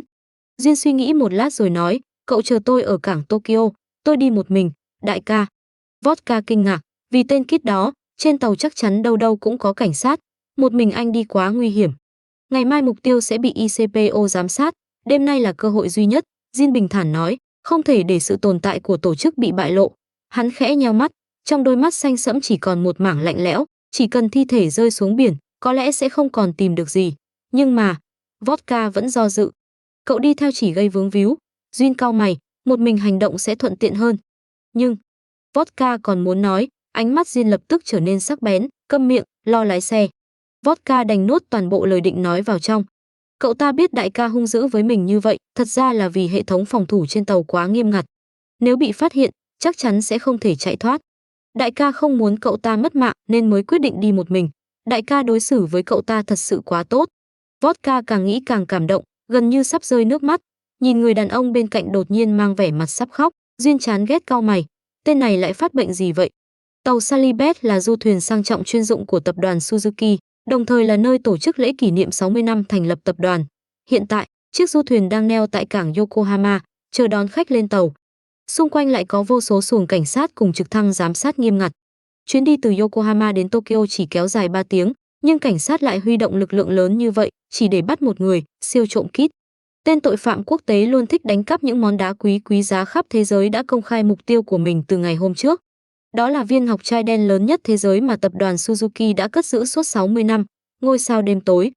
Để bảo vệ viên đá quý không rơi vào tay Kit, ngoài hệ thống phòng thủ kín kẽ của cảnh sát, tập đoàn Suzuki còn phát cho mỗi khách mời một chiếc châm cài áo đính ngọc trai đen. Ngôi sao đêm tối thật sự chính là một trong những viên ngọc trai đen được mọi người đeo trước ngực. Giống các vị khách khác, Conan cài chiếc châm ngọc trai đen lên áo, thở dài cảm thán sự giàu có đáng kinh ngạc của tập đoàn Suzuki, rồi chuyển sự chú ý sang những người tới tham dự. Không hổ là tập đoàn Suzuki. Tất cả khách mời đều là những người nổi tiếng trong nhiều lĩnh vực. Không ít người bình thường chỉ có thể nhìn thấy trên truyền hình. Thân phận của mọi người đều đã được xác nhận. Cảnh sát còn giám sát chặt chẽ như vậy, rốt cuộc siêu trộm Kit sẽ dùng phương pháp nào để lẻn vào đây? Conan chống cằm bằng một tay, nghiêm túc suy nghĩ. Đúng lúc ấy, Suzuki Sonoko phát hiện đến tận bây giờ chị gái mình vẫn chưa xuất hiện trong hội trường nên gọi điện hỏi. Cô lại được biết chị gái mình vẫn còn ở nhà, chưa hề xuất phát. Trước đó có một cảnh sát gọi điện thông báo rằng tàu sẽ khởi hành muộn 2 tiếng, vì vậy chị cô và bố vẫn đang ở nhà. Nghe được tin này, Conan lập tức nhận ra có chuyện không ổn. Nếu chủ tịch tập đoàn Suzuki đến bây giờ vẫn chưa xuất phát, người vừa đứng trước buổi tiệc phát biểu cảm nghĩ là ai? Conan vội vàng đuổi ra ngoài. Trong phòng vệ sinh, cậu phát hiện quần áo cùng mặt nạ bị bỏ lại. Rõ ràng siêu trộm Kit đã giả dạng thành chủ tịch Suzuki, còn ngang nhiên xuất hiện trước mặt mọi người. Như vậy, cảnh sát gọi điện thông báo chuyến tàu bị hoãn 2 tiếng cũng chắc chắn là Kit giả mạo. Tên siêu trộm Kit đáng ghét, cậu nhất định phải bắt được hắn. Hành vi táo bạo của Kit hoàn toàn khơi dậy ý chí chiến đấu của Conan. Anh vào đây bằng cách nào? Chờ đã, anh không thể. Tôi sẽ không tiết lộ sự tồn tại của tổ chức với cảnh sát. Tôi sẽ không nói ra dù chỉ một chữ, xin anh, đừng giết tôi. Phụt. Trong kho hàng có ánh sáng mờ tối, một thi thể ngã xuống đất, từ lỗ đạn giữa trán, máu tươi chậm rãi chảy ra. Người đàn ông đứng trước thi thể tháo ống giảm thanh trên khẩu súng rồi cất súng vào trong áo. Sau đó hắn cúi người, nắm lấy một cánh tay của người chết, kéo thi thể về phía bông tàu. Vừa bước lên bông, Jin đột nhiên nghe thấy tiếng bước chân rất khẽ ở gần đó. Hắn lập tức kéo thi thể, ẩn vào bóng tối dưới góc cầu thang. Tiếng bước chân càng lúc càng gần. Một thiếu niên xuất hiện trong tầm mắt Jin. Nhìn gương mặt quen thuộc ấy, Jin khẽ nheo mắt, để tránh thu hút sự chú ý của cảnh sát. Ki đã tháo bỏ bộ trang phục trắng mang tính biểu tượng của mình, dùng diện mạo thật đi lại trên bông tàu, tìm cơ hội lẻn trở lại hội trường. Cho dù bị cảnh sát phát hiện, gương mặt giống hệt vị thám tử nổi tiếng Kudo Shinichi này vẫn có thể giúp hắn lợi dụng thân phận đối phương để che giấu. Kit đang cẩn thận tiến gần hội trường thì đột nhiên cảm nhận một mối nguy hiểm mãnh liệt. Hắn vừa quay đầu, một vật lạnh buốt đã chạm vào trán. Người đàn ông mặc áo khoác đen xuất hiện phía sau như một bóng ma. Dưới mái tóc màu bạc ánh vàng, đôi mắt xanh sẫm của hắn giống như dã thú đang khóa chặt con mồi. Siêu trộm Kit bị phát hiện rồi. Tim Kit giật thót. Hắn lập tức vội vàng phủ nhận, vị tiên sinh này nhận nhầm người rồi. Tôi là Kudo Shinichi, một thám tử trung học. Người đàn ông đối diện khẽ nhướng mày. Thám tử Kudo. Đúng vậy. Sau lưng Kit đã thấm đầy mồ hôi lạnh. Hắn cố gắng giữ vẻ mặt tự nhiên. Lần này tôi tới giúp cảnh sát bắt Kit. Không biết anh có phát hiện manh mối gì không? Jin lạnh lùng cong khóe môi, nhìn chằm chằm gương mặt trước mặt. Bởi vì ngươi, cảnh sát mới huy động lực lượng lớn như vậy, khiến tôi phải tốn nhiều công sức. Ngón trỏ hắn đặt lên cò súng. Sát ý trong đôi mắt hoàn toàn lộ rõ. Bây giờ còn dám giả mạo cậu ta. Lá gan của ngươi đúng là không nhỏ. Siêu trộm Kit. Người này quen tên Kudo Shinichi đó sao? Kit thầm kêu không ổn. Giả dạng thành người khác lại gặp ngay người quen. Vận may của hắn đúng là tệ đến mức nào. Nhưng tình huống trước mắt không cho phép Kit suy nghĩ quá lâu. Kẻ không rõ lai lịch, toàn thân tỏa ra khí tức nguy hiểm này đã nảy sinh ý định giết người. Hắn phải nhanh chóng tìm cách trốn khỏi họng súng của đối phương. Đúng lúc Kit đang nhanh chóng suy nghĩ cách thoát thân, tiếng trực thăng đột nhiên vang lên gần đó. Cảnh sát sắp tuần tra đến khu vực này. Nghĩ tới đây, mắt Kit lập tức sáng lên. Cảnh sát sắp tới. Nhưng Jin đã tháo ống giảm thanh. Nếu nổ súng, tiếng động chắc chắn sẽ thu hút bọn họ. Jin bình tĩnh phân tích, cuối cùng có phần tiếc nuối hạ súng xuống. Lần này ngươi may mắn thoát được. Đừng để tôi gặp lại ngươi, siêu trộm Kit. Nói xong, người đàn ông nhanh chóng lùi lại, thân hình biến mất trong bóng tối. Kit lập tức trốn đi trước khi cảnh sát phát hiện, thở phào nhẹ nhõm. Lần đầu tiên cảm thấy đám người phiền phức kia lại đáng yêu đến vậy. Nhưng nhắc mới nhớ, rốt cuộc vị thám tử Kudo Shinichi kia có quan hệ gì với người đàn ông nguy hiểm vừa rồi. Hắn chỉ nhìn một lần đã nhận ra Kit giả mạo. Nếu hai người là kẻ thù thì tốt. Có một tên nguy hiểm như vậy làm đối thủ, vị thám tử kia chắc chắn sẽ phải chịu khổ. Sau khi vừa trải qua một lần suýt mất mạng, tên trộm đá quý âm thầm nghĩ xấu để trút bớt oán khí trong lòng. Trong số những đối thủ Conan từng gặp, ngoại trừ Jin có thái độ khó hiểu, siêu trộm Kit tuyệt đối là kẻ vô cùng khó đối phó. Hơn nữa, cậu nhìn thế nào cũng cảm thấy tên này không vừa mắt, bởi vì hắn lại giả dạng thành gian rồi đi cạnh cậu, trong khi cậu hoàn toàn không hề nghi ngờ. Mặc dù cuối cùng Conan vẫn nhìn thấu thủ pháp của Kit, nhưng chỉ cần nghĩ tới việc mình từng ngẩng mặt, ngây thơ gọi tên này là Ran Nichan, cậu liền cảm thấy vô cùng khó chịu. Nếu nói siêu trộm là một nghệ sĩ giàu sức sáng tạo, dùng kỹ thuật tinh vi để đánh cắp báu vật, thì thám tử chỉ là kẻ đi theo sau bắt bẻ, cùng lắm chỉ được xem như một nhà phê bình. Conan đọc lại lời Kit từng nói khi hai người giao đấu, khóe môi cong lên với vẻ chắc chắn. Bây giờ vị nghệ sĩ sáng tạo đó sắp bị nhà phê bình chỉ biết bắt bẻ bắt giữ. Không biết có được tính là một màn đảo ngược đáng kinh ngạc không? Ồ, miệng lưỡi của cậu cũng sắc bén thật. Kit vẫn đang giả dạng gian, mang giọng điệu có phần vui sướng khi người khác gặp họa. Thám tử nào cũng giỏi nói như vậy sao? Nếu giống Kudo Shinichi, gặp phải một kẻ thù khó đối phó, không biết cái miệng đó có cứu được mạng cậu không? Kẻ thù của mình. Conan sững người, nhớ tới người đàn ông kia, oán niệm trong lòng Kit lại dâng lên. Hắn vung tay một cái, lập tức biến từ Ran thành một thiếu niên mặc đồng phục trung học. Cậu nhìn đi, tôi có giống Kudo Shinichi như đúc không? Nhưng vừa rồi lại có một tên đàn ông để tóc dài như phụ nữ. Hắn chỉ nhìn một cái đã nhận ra tôi là giả. Kit cảm thấy kỹ thuật cải trang mà mình vẫn luôn tự hào đã chịu đả kích nặng nề. Chờ đã. Cậu nói vừa gặp một người đàn ông để tóc dài. Trong đầu Conan lập tức hiện lên bóng dáng Jin. Cậu vội vàng hỏi, tóc của hắn màu gì? À, ánh sáng khá tối nên tôi không nhìn rõ. Kit nhớ lại, có lẽ là màu trắng hoặc màu bạc. Hắn mặc áo khoác đen, toàn thân đầy sát khí, trông chẳng khác nào ma quỷ. Jin. Ánh mắt Conan lập tức trở nên nghiêm trọng. Tên đó cũng đang ở trên con tàu này sao? À, tôi nên đi rồi. Kit đang trò chuyện đến quên cả thời gian, đột nhiên lấy lại tinh thần, vẫy tay với Conan, tạm biệt nhé, thám tử nhỏ. Vừa dứt lời, khói trắng đã lan tràn trước mắt. Cô gái mà tôi mượn quần áo vẫn đang ngủ trên thuyền cứu sinh, còn không mau tới, cô ấy sẽ bị cảm đấy. Để lại câu nói cuối cùng, bóng dáng Kit biến mất trong làn khói. Conan cùng cảnh sát tìm thấy Gian đang ngủ trên thuyền cứu sinh. Trong lúc mọi người vây quanh cô, Conan lặng lẽ đi sang một bên, nhìn mặt biển đen kịt rồi chìm vào suy nghĩ. Khi đi không giống người sẽ nói dối. Hơn nữa, miêu tả của hắn hoàn toàn trùng khớp với Jin. Tên đó xuất hiện trên một con tàu được canh phòng nghiêm ngặt như vậy rốt cuộc vì mục đích gì? Vừa rồi có một tên đàn ông để tóc dài như phụ nữ, hắn chỉ nhìn một cái đã nhận ra tôi là giả. Lời siêu trộm Kit lại vang lên bên tai. Trước đó, Kit giả dạng cậu, gương mặt, chiều cao, vóc dáng, giọng nói ồ. Mức độ giống nhau đến ngay cả Conan cũng phải kinh ngạc. Vậy mà Jin lại. Conan chăm chú nhìn mặt biển đen kịt.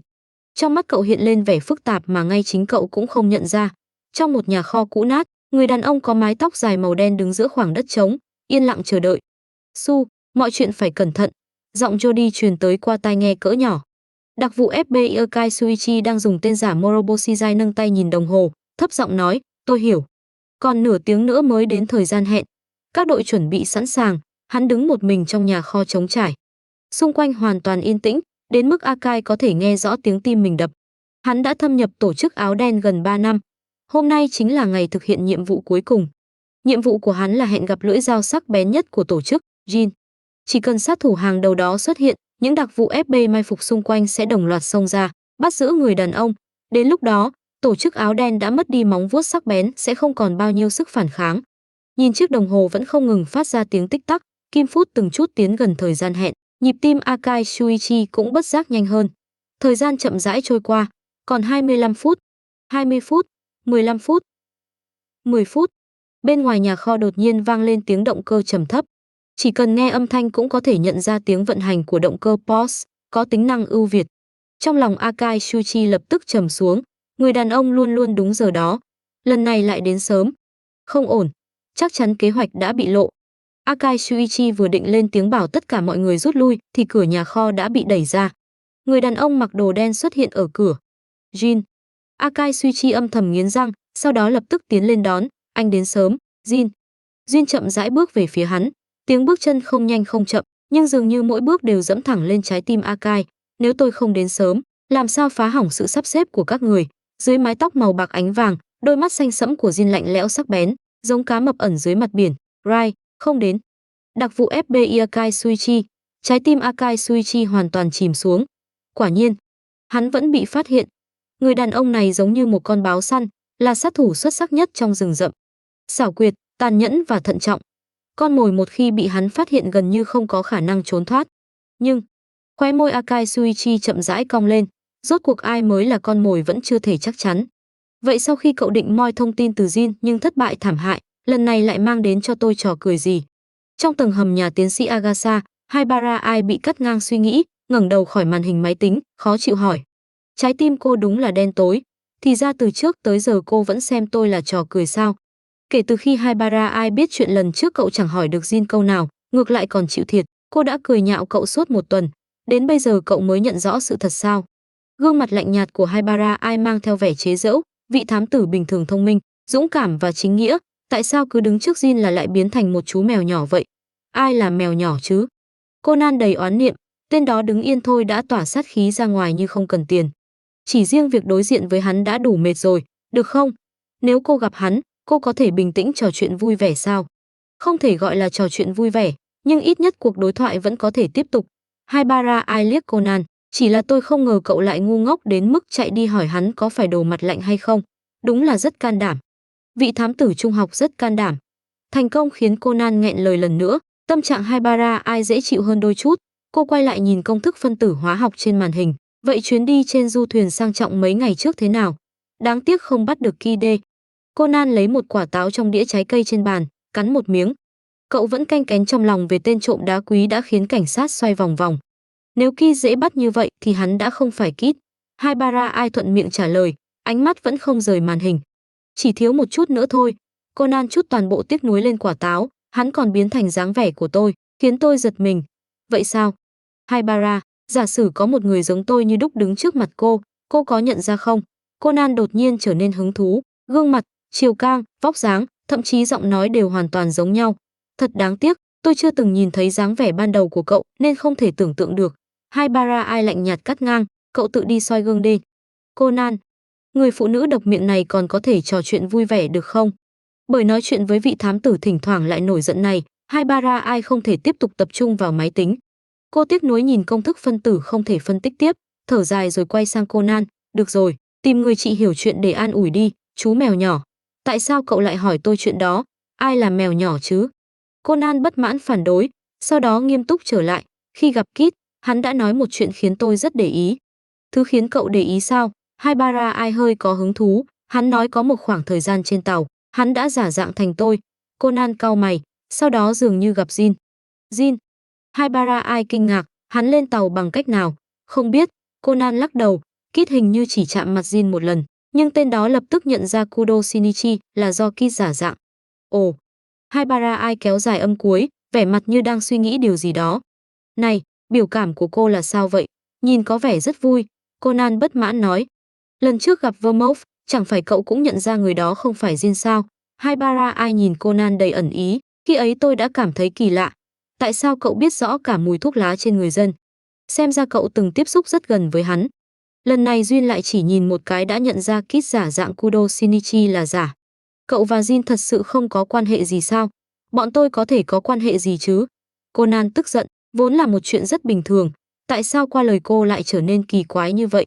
Đưa thuốc giải cho cậu, đặc biệt dặn tôi che giấu tin tức về cậu trước tổ chức, nhiều lần buông tha đối thủ đáng lẽ phải giết, còn cứu cậu khỏi vụ nổ. Haibara Ai nhìn cậu bằng đôi mắt xanh băng giá đầy hứng thú. Bây giờ hắn còn nhận ra ngay Kidi đang giả dạng Kudo Shinichi. Kudo, cậu không cảm thấy Jin chú ý đến mình quá mức sao? Hoàn toàn không cảm thấy. Conan cứng miệng phủ nhận, cố gắng đè cảm xúc phức tạp trong lòng xuống. Hơn nữa, tên đó chẳng phải cũng nhiều lần cứu cô sao? Cậu là đồ ngốc à? Jin cứu tôi vì chị gái tôi. Haibara Ai trợn mắt. Tất cả chỉ là suy đoán của chúng ta. Tên đó chưa từng chính miệng thừa nhận. Đôi mắt Conan khẽ đảo. Cô trước đây chắc cũng là một người đẹp. Chẳng lẽ Jin chưa từng rung động với cô sao? Đó đúng là một câu hỏi hay. Haibara Ai nhướng mày, lần sau gặp Jin, cậu nhớ hỏi thử xem hắn có thưởng cho cậu một viên đạn không? Lại bị chế giễu sâu sắc. Conan im lặng, chuyện của cô thì tự mình làm đi. Cậu mang Jin đến đây, tôi sẽ tự hỏi. Trong đôi mắt xanh băng giá của Haibara Ai viết rõ sự châm chọc. Sao vậy? Dựa vào quan hệ giữa hai người, chẳng lẽ hắn còn từ chối cậu sao? Conan, người được cho là có quan hệ tốt với Jin. Sau khi lại một lần chọc giận vị thám tử trung học, Haibara Ai nghe tiếng bước chân thình thịch đi lên tầng, sau đó gõ vài lần trên bàn phím. Một tài liệu có tên nhật ký quan sát hành vi thường ngày của mẫu thử số 1 hiện lên. Hiện tại đã xác định một trong những tác dụng phụ của thuốc giải bán thành phẩm có thành phần không rõ là khiến cơ thể thoái hóa về thời thơ ấu. Những ngón tay Haibara Ai nhanh chóng lướt trên bàn phím, bây giờ, dường như một tác dụng phụ khác cũng bắt đầu xuất hiện. Sau khi cơ thể biến thành trẻ con, tâm lý của mẫu thử số 1 cũng ngày càng có xu hướng phát triển về thời thơ ấu, trở nên càng lúc càng. Cô dừng lại, suy nghĩ một lát rồi gõ thêm một từ, ấu trĩ. Thật tình, người phụ nữ Haibara đáng ghét đó càng ngày càng độc miệng. Trời đã tối hẳn, trên đường trở về văn phòng thám tử Mori, Conan vừa đá viên đá dưới chân vừa thấp giọng lẩm bẩm. Hửng. Khi đi ngang qua một con hẻm không có đèn đường, Conan đột nhiên dừng bước, nhìn vào bên trong. Nhưng bóng tối đen đặc cản trở tầm mắt, cảm giác này giống như có một thứ nguy hiểm đang giấu kín hơi thở, nằm phục trong bóng tối. Conan không nhịn được cau mày. Rai là gián điệp của FBI, tên thật là Akai Shuichi. Tôi đã giao chiến với hắn, tên đó dù chưa chết cũng chỉ còn nửa cái mạng. Duyên tựa vào bức tường lạnh lẽo, một tay tra vết thương ở bụng, tay còn lại cầm điện thoại, bình tĩnh ra lệnh, cậu dẫn một nhóm người tìm kiếm khu phố BK cùng khu vực lân cận. Động tác đừng quá lớn. Một nhóm khác, điều tra toàn bộ cứ điểm của FBI tại Tokyo cho tôi. Người trong điện thoại nói gì đó, Jin tiếp tục, mấy ngày tới tôi sẽ không xuất hiện. Có chuyện gì thì liên lạc qua điện thoại. Một lát sau, giọng Jin trở nên mất kiên nhẫn, câm miệng, tập trung tìm người đi, vodka. Không tìm thấy hắn thì cậu xuống vịnh Tokyo làm thức ăn cho cá sấu. Nói xong, hắn cúp điện thoại. Tiếng thở vốn bị cố gắng kiềm chế lập tức trở nên hỗn loạn. Trong vịnh Tokyo không có cá sấu. Nghe tiếng tút tút trong điện thoại, vodka đau khổ nhăn mặt. Nội tạng giống như đang bị lửa thiêu đốt, đau đớn dữ dội. Jin nghiến chặt răng. Những đường gân xanh nổi lên trên bàn tay đang cầm điện thoại. Nhìn tình trạng vết thương, viên đạn Akai Shuichi bắn có lẽ đã xuyên qua dạ dày, vị trí khá sâu, muốn tự mình lấy ra sẽ hơi phiền phức. Nhưng tên đó đã bị hắn bắn trúng phổi, chắc chắn phải chịu đựng đau đớn không ít hơn hắn. Hơn nữa, đám ruồi mai phục xung quanh cũng chẳng còn mấy kẻ sống sót. Akai Shuichi, lần này xem như tôi thắng. Khẽ ước tính thiệt hại của phía FBI, Jin lạnh lùng cong môi. Thế nhưng cơn đau dữ dội ập tới ngay sau đó khiến hắn nhíu chặt mày. Hắn thở dốc một lúc, đang định đứng dậy rời đi thì ánh mắt đột nhiên trở nên sắc bén, nhìn về một nơi nào đó trong bóng tối. Bàn tay hắn lập tức đặt lên khẩu Beretta bên cạnh. Ra đây. Trong bóng tối chợt xuất hiện một vệt sáng. Conan bật đèn pin trên đồng hồ đeo tay, nhìn thấy một người đàn ông đang ngồi tựa vào tường. Mái tóc dài màu bạc ánh vàng kia vô cùng quen thuộc. Jin. Nghe thấy giọng cậu, Jin suýt bóp cò. Hắn ngước mắt nhìn về phía nguồn sáng. Thám tử. Kudo. Đôi mắt ấy giống như con sói đầu đàn đang cố thủ lãnh địa cuối cùng. Sát ý trong đó tựa trận bão tuyết cuốn qua vùng hoang dã, khiến tim Conan bất giác thắt lại. Anh bị thương sao? Nhìn rõ tình trạng của người đàn ông, Conan kinh ngạc hỏi. Cậu định giao tôi cho cảnh sát sao? Ngài thám tử chính nghĩa. Jin nhìn chằm chằm đứa trẻ đối diện. Conan do dự một lát rồi lấy chiếc điện thoại cỡ nhỏ trong túi ra, nhấn mấy phím. Đồng tử Jin hơi co lại, ánh mắt dần trở nên lạnh lẽo. Haibara, chẳng phải cô từng bảo tôi đưa Jin về sao? Phiền cô nói với bác Agasa một tiếng, bảo bác ấy đến đón chúng tôi.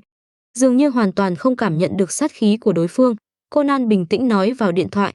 Nghe rõ nội dung cuộc gọi, Jin sững người. Đương nhiên tôi muốn giao anh cho cảnh sát. Nhìn thấy vẻ kinh ngạc trong mắt người đàn ông, Conan cau mày nói, nhưng trước đó, vì anh đã cứu tôi nhiều lần, tôi muốn báo đáp ân tình ấy trước. Cùng lúc đó, tại văn phòng thám tử Mori, Gian đứng trên tầng nhìn thấy một bóng người bên cạnh cột điện lảo đảo mấy lần rồi ngã xuống đất. Không thể yên tâm, cô vội chạy xuống dưới. Moroboshi-san, nhìn rõ người kia chính là người đàn ông từng giúp mình trong nhà ma ở khu vui chơi. Ran lập tức gọi xe cứu thương. Vết thương này là vết đạn sao? Hiếm khi được nhìn thấy anh chật vật thế này đấy, Jin. Trong xe của tiến sĩ Agasa, Haibara Ai ngồi ở ghế phụ, quay đầu nhìn ra phía sau. Trên gương mặt vốn luôn không có nhiều biểu cảm thoáng hiện vẻ vui sướng khi thấy người khác gặp họa. Ở ghế sau, Duyên bị cưỡng ép kéo lên xe đang nhắm mắt, một tay tra vết thương ở bụng, lông mày nhíu chặt. Khí thế lạnh lẽo quanh người hắn khiến tiến sĩ Agasa đang lái xe không nhịn được rùng mình. Vết thương của anh. Conan ngồi bên cạnh nhìn máu không ngừng chảy qua kẽ tay Jin, vẻ mặt có chút lo lắng. Cứ tiếp tục thế này, hắn có thể mất máu quá nhiều mà chết hay không? Câm miệng, giọng Jin lạnh lẽo. Cơn đau ngày càng dữ dội khiến giọng nói vốn vững vàng của hắn xuất hiện một tia run rẩy khó nhận ra. Haibara Ai như chợt nhớ ra điều gì, vẻ mặt lập tức trở nên nghiêm túc. Anh từng trải qua huấn luyện đặc biệt của tổ chức, khả năng chịu đau phải cao hơn người bình thường mới đúng. Jin, anh bị thương ở đâu? Conan nhìn vị trí vết thương, cau mày, chỗ này là dạ dày sao? Vậy thì phiền phức rồi, dịch vị tràn ra khỏi vết thương sẽ ăn mòn các cơ quan xung quanh. Trên mặt Haibara Ai hiện lên vẻ lo lắng, bác Agasa, tăng tốc đi. Được. Tiến sĩ Agasa lập tức nhấn chân ga. Không cần nhiều chuyện. Jin lạnh lùng nói, dừng xe. Tiến sĩ Agasa rụt cổ, không dám lên tiếng. Ông già, tôi nói, dừng xe. Jin đưa tay vào trong ngực áo. Đúng lúc ấy, cổ hắn đột nhiên truyền đến cảm giác châm chích rất nhỏ. Cảm giác tê dại lập tức lan ra toàn thân. Jin chuyển ánh mắt sang Conan bên cạnh. Đứa trẻ giơ chiếc đồng hồ trên cổ tay về phía hắn. Từ mặt đồng hồ đã dựng lên một bộ phận giống ống ngắm. Cậu... Jin cau mày. Cơn buồn ngủ liên tục dâng lên. Bị thương nặng như vậy thì đừng cử động nữa.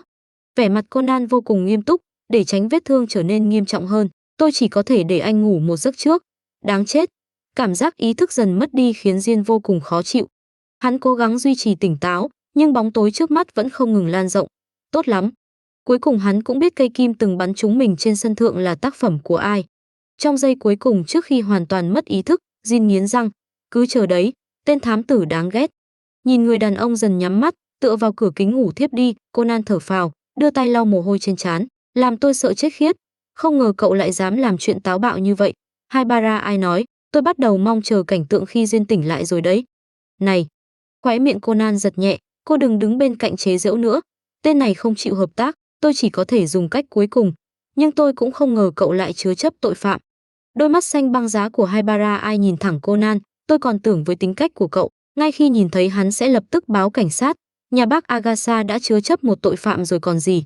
Conan liếc Haibara Ai, anh ta đã cứu tôi nhiều lần như vậy, tôi không thể lấy oán trả ơn được.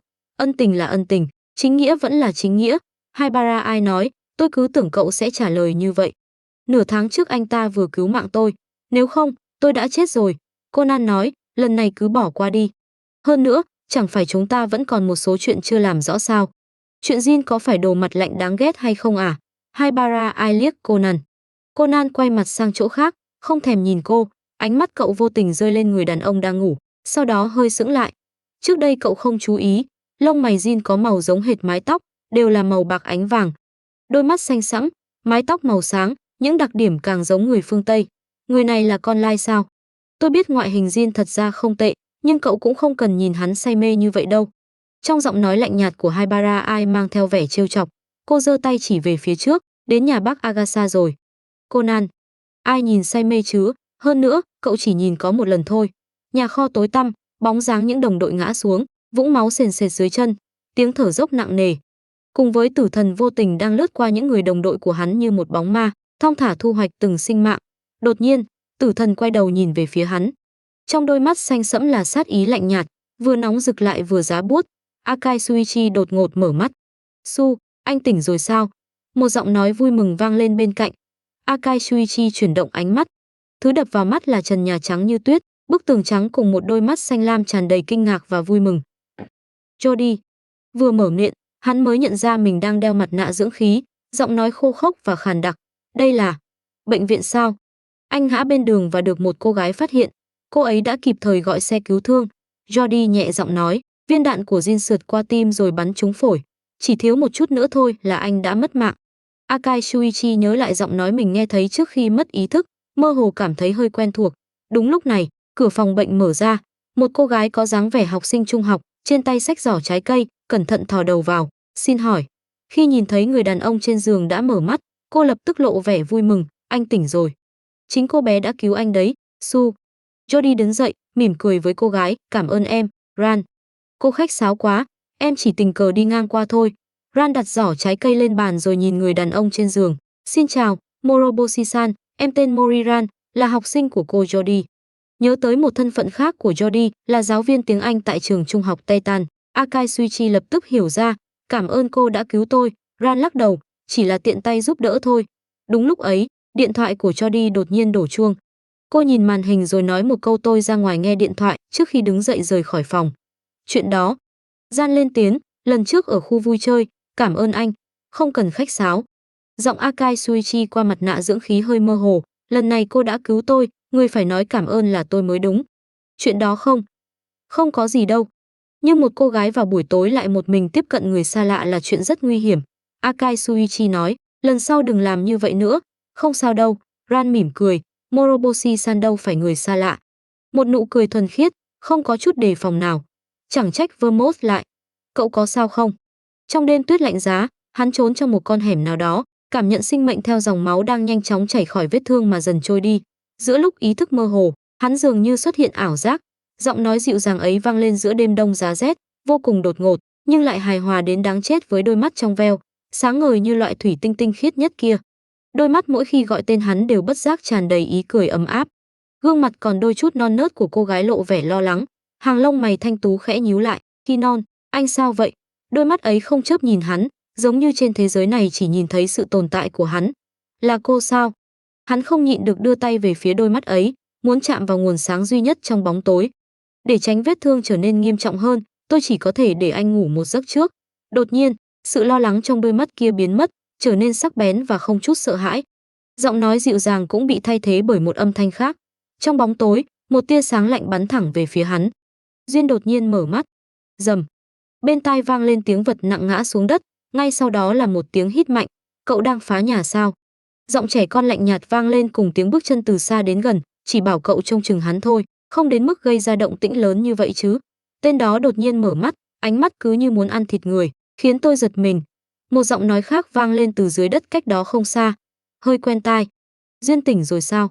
Tiếng bước chân lập tức nhanh hơn. Jin quay đầu.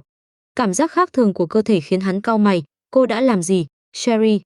Nhà nghiên cứu thiên tài đang mang hình dáng trẻ con xuất hiện trong tầm mắt. Quả nhiên đã tỉnh. Không hổ là sát thủ hàng đầu của tổ chức, thể chất đúng là vượt trội. Conan đứng dậy khỏi sàn, nhăn mặt xoa đùi.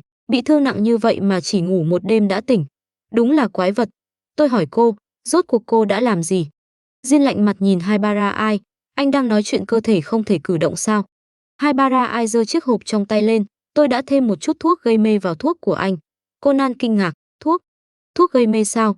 Nhìn Jin cau mày, trên mặt Haibara Ai hiện lên một nụ cười xinh đẹp. Ngoài tác dụng giảm đau, tôi cũng rất tò mò về dáng vẻ yếu ớt hiếm thấy của anh. Hơn nữa, một cơ thể có tố chất ưu tú như vậy là nguồn dữ liệu vô cùng quý hiếm. Không thu thập thì thật đáng tiếc. Jin vì không thể cử động mà có chút tức giận. Conan không nhịn được nuốt nước bọt. Thì ra Haibara đáng sợ đến mức này sao? Đây là nhà Kudo, sẽ không có ai tìm được đến đây. Haibara Ai đi tới cạnh giường, đứng lên ghế rồi vén áo sơ mi của người đàn ông. Mấy ngày tới anh cứ ở lại đây. Đợi vết thương khỏi, anh muốn đi đâu thì đi, loại bỏ thuốc gây mê. Jin nhìn động tác chuẩn bị bôi thuốc của cô gái, ánh sáng lạnh lẽo lóe lên trong mắt. Không được, tôi đang nghiên cứu ảnh hưởng của một loại thuốc đối với cơ thể người. Haibara Ai từ chối, anh vừa hay là mẫu thí nghiệm.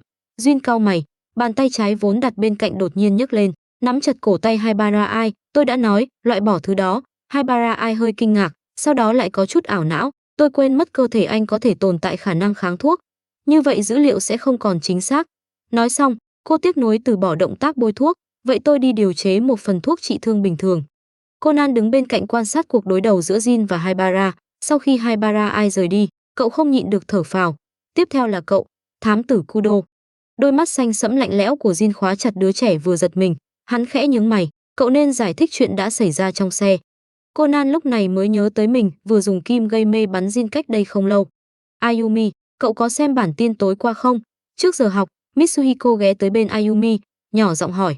Không, tối qua tớ chỉ mải xem siêu nhân mặt nạ. Ayumi trả lời, có chuyện gì sao? Tối qua lúc chuyển kênh, tớ nhìn thấy bản tin nói rằng ngày hôm trước, gần một nhà kho ở ngoại ô Tokyo có người nghe thấy tiếng súng. Saburaya Mitsuhiko nói, thật sao? Yoshida Ayumi có chút sợ hãi, có phải là kẻ giết người hàng loạt không? Mitsuhiko lắc đầu, không rõ, khi cảnh sát tới thì không phát hiện ai cả. Kojima Genta chen vào, có khi là người ta đốt pháo, rồi bị nghe nhầm thôi. Cũng có thể. Hai đứa trẻ suy nghĩ rồi gật đầu. Chỉ cần không phải kẻ giết người hàng loạt là được. Ayumi siết tay nói, xin lỗi nhé. Kẻ giết người mà các cậu nói thật sự tồn tại, hơn nữa hiện tại đang nằm trong nhà tôi. Nghe cuộc trò chuyện của mấy đứa trẻ, Conan không nhịn được giật khóe miệng. Haibara Ai ngồi cùng bàn dựng sách giáo khoa lên che mặt rồi thấp giọng nói, tối qua, bác Asa nhận được tin tức từ phía FBI. Ngày hôm trước, 3 tổ của FBI cùng thực hiện một nhiệm vụ, kết quả gần như toàn quân bị tiêu diệt. Ngày hôm trước, Conan kinh ngạc, chẳng lẽ là... Đúng vậy, chính là ngày cậu nhặt được Jin. Haibara Ai thấp giọng trả lời. Trong lòng Conan lập tức xuất hiện một suy đoán, chẳng lẽ nhiệm vụ của FBI có liên quan đến Jin? Gần như toàn quân bị tiêu diệt, Conan không nhịn được rùng mình. Đừng xem thường người đàn ông đó. Haibara Ai nói, dù sao hắn cũng là sát thủ hàng đầu của tổ chức. Conan siết chặt nắm tay. Muốn biết chân tướng thế nào, Sau khi về hỏi hắn là được, Haibara Ai nói. Conan có chút lo lắng, điên. Sẽ không rời đi chứ, yên tâm đi, người đàn ông đó luôn giữ lời. Haibara Ai lật một trang sách, hắn đã nói sẽ không rời đi thì sẽ ở lại đó. Huống chi tác dụng của thuốc gây mê vẫn chưa hết, cho dù muốn đi cũng không thể. Conan, tôi đã nhờ bác Agatha chăm sóc Jin. Trong mắt Haibara Ai hiện lên vẻ mong đợi, thật muốn nhìn xem rốt cuộc sẽ là cảnh tượng thế nào. Conan, người phụ nữ đáng sợ này làm vậy, chắc chắn là để trả thù chuyện tiến sĩ Agatha thường xuyên cắt ngang việc nghiên cứu của cô. Tại nhà Kudo, tiến sĩ Agatha, người tự nhận mình là nhà phát minh thiên tài, do dự trước cửa một lúc. Cuối cùng, ông hít sâu một hơi, mang theo tâm trạng bi tráng đẩy cửa phòng ra. Chuyện đó, Jin đang tựa vào gối, nửa ngồi trên giường. Nghe thấy động tĩnh, hắn chậm rãi ngước mắt lên. Xin lỗi đã làm phiền. Tiến sĩ Agatha còn chưa kịp đối diện với đôi mắt ấy đã rầm một tiếng đóng cửa lại. Jin chỉ kịp nhìn thấy cánh cửa đã đóng chặt.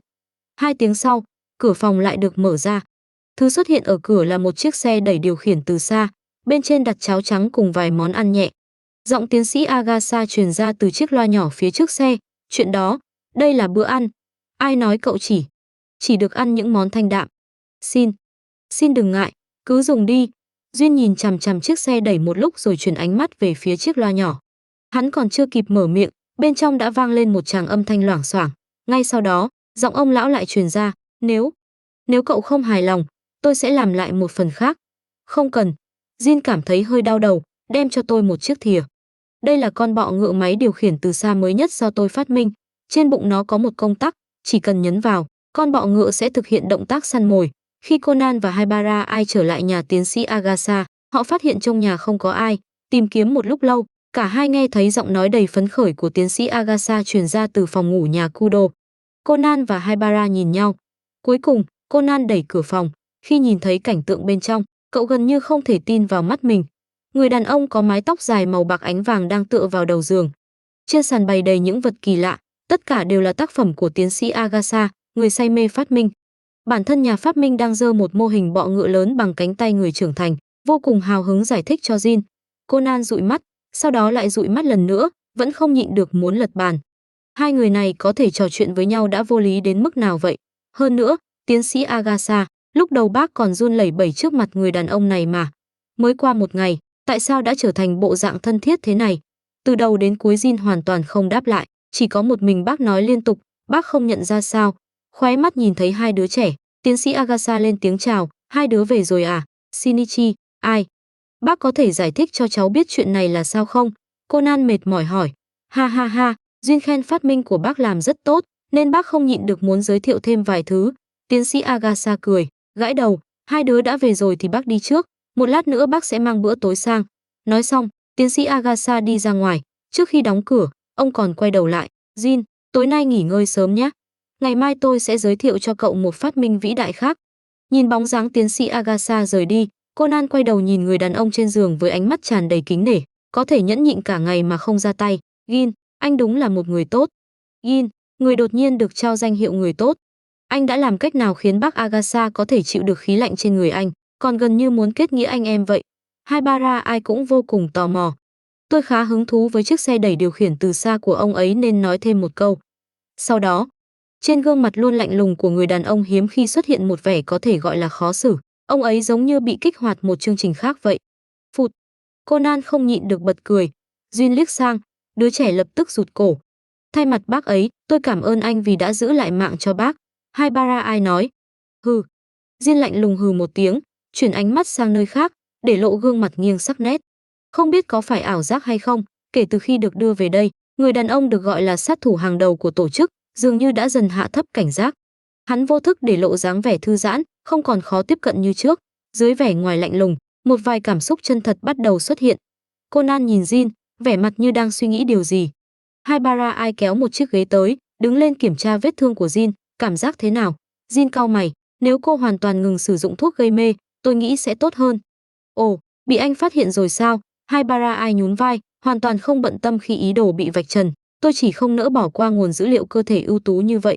Tôi muốn hoàn toàn kiểm soát cơ thể mình. Sherry. Jin khẽ nhíu mày, cho nên đừng làm những chuyện đó. Đây là gì?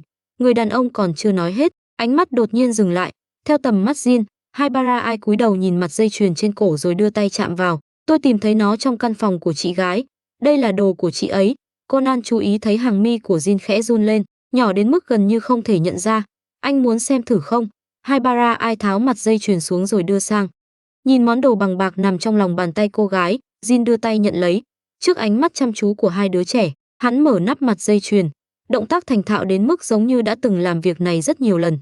Jin, mau nhìn kìa, là máy chụp ảnh sticker. Cô gái nhìn thấy chiếc máy ven đường, đôi mắt lập tức sáng lên. Cô kéo cánh tay người đàn ông trẻ tuổi bên cạnh, hào hứng nói. Cô không định. Người đàn ông bị cô kéo đi có mái tóc dài màu bạc ánh vàng, so với chiếc áo sơ mi màu đen trên người, màu tóc ấy càng trở nên nổi bật. Chính là điều anh đang nghĩ. Cô gái hưng phấn kéo hắn về phía máy chụp ảnh. Chúng ta cùng chụp ảnh đi. Mặc cho cô kéo mình về phía đó, thái độ của người đàn ông vẫn lạnh nhạt. Cô tự chụp đi, tôi không cần.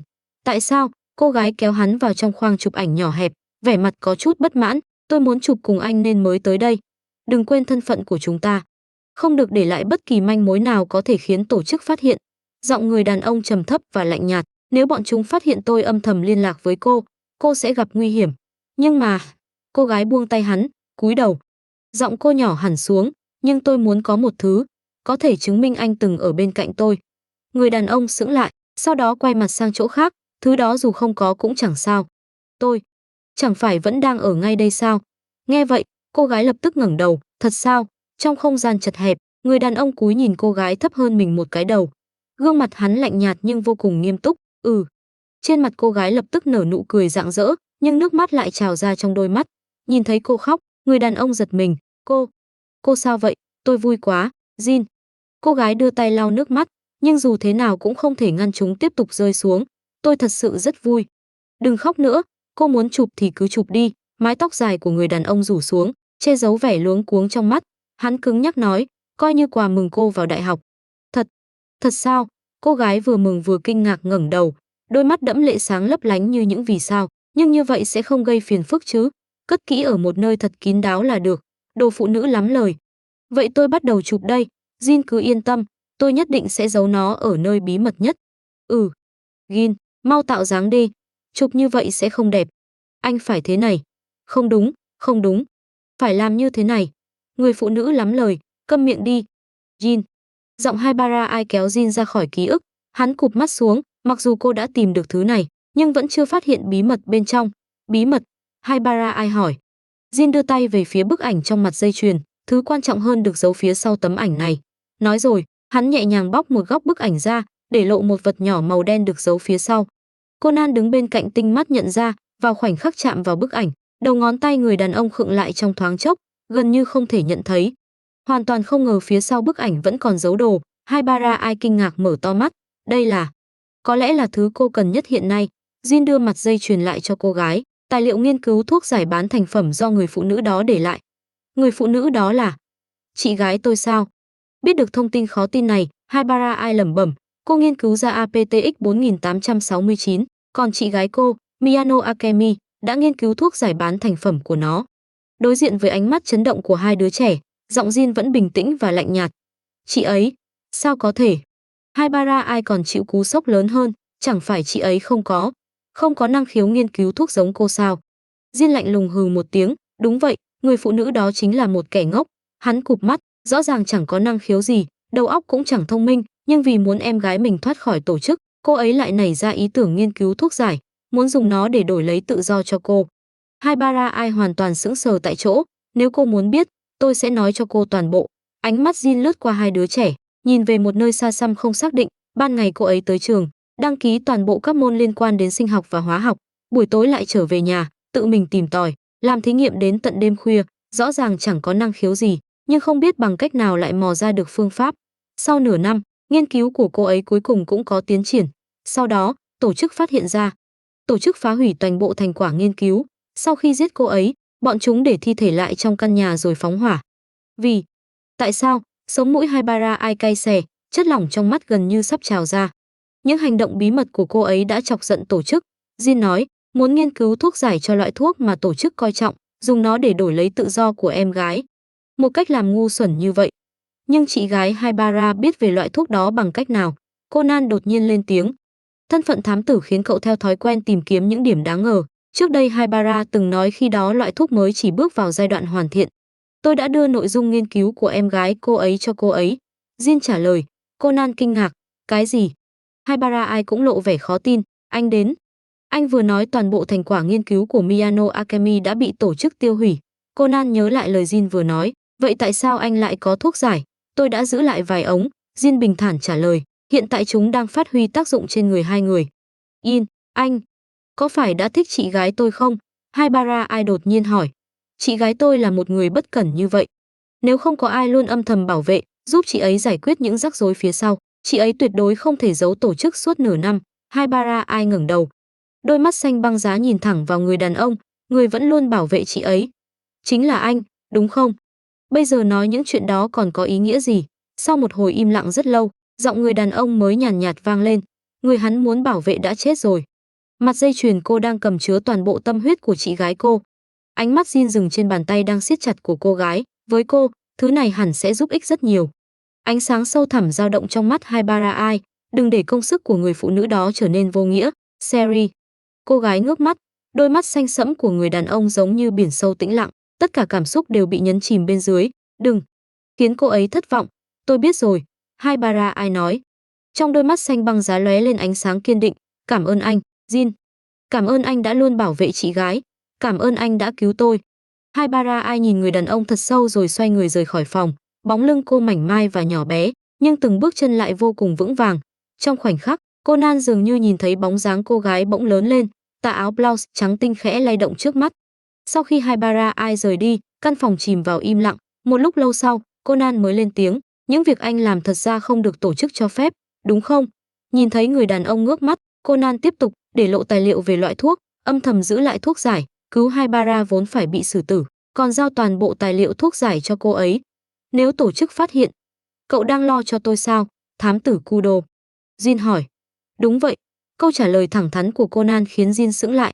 Anh đã cứu tôi và Haibara rất nhiều lần, còn luôn bảo vệ Miyano Academy.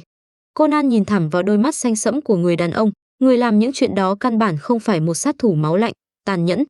Vermouth từng nói thật ra anh là một người mềm lòng.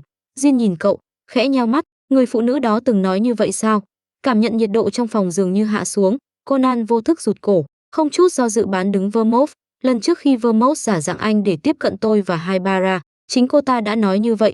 Jin không những không giận mà còn bật cười. Tốt lắm, Vermouth. Giọng nói trầm thấp khiến Conan vô cớ cảm thấy nguy hiểm. Nhắc mới nhớ, Jin đột nhiên nghĩ tới điều gì đó, khẽ nhướng mày nhìn Conan. Người phụ nữ đó nói lúc ấy cậu chỉ nhìn một lần đã nhận ra cô ta không phải tôi.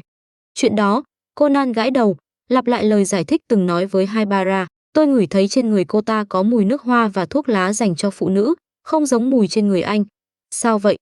Thấy ánh mắt Jin trở nên kỳ lạ, Conan hỏi. Khứu giác của cậu tốt như vậy, không làm chó nghiệp vụ thì thật đáng tiếc. Jin im lặng một lát rồi trả lời. Conan, khứu giác nhạy bén cũng là lỗi của cậu sao? À, đúng rồi. Conan đột nhiên nhớ tới siêu trộm Kit có ngoại hình giống hệt mình, nhắc đến chuyện này, cách đây không lâu tôi từng giao đấu với Kit. Tên đó nói. Cậu nhìn người đàn ông một cái rồi nói tiếp, hắn từng giả dạng tôi nhưng vẫn bị anh nhận ra. Anh làm thế nào vậy? Đương nhiên không phải dùng mũi giống cậu. Jin lạnh nhạt trả lời. Conan, tên đáng ghét này nhấn mạnh lại lần nữa. Vui lắm sao? Không có gì đặc biệt. Chỉ là cậu trông thuận mắt hơn tên đó một chút. Jin liếc đứa trẻ. Hả? Conan sững người. Tên này vừa nói nhìn cậu thuận mắt sao?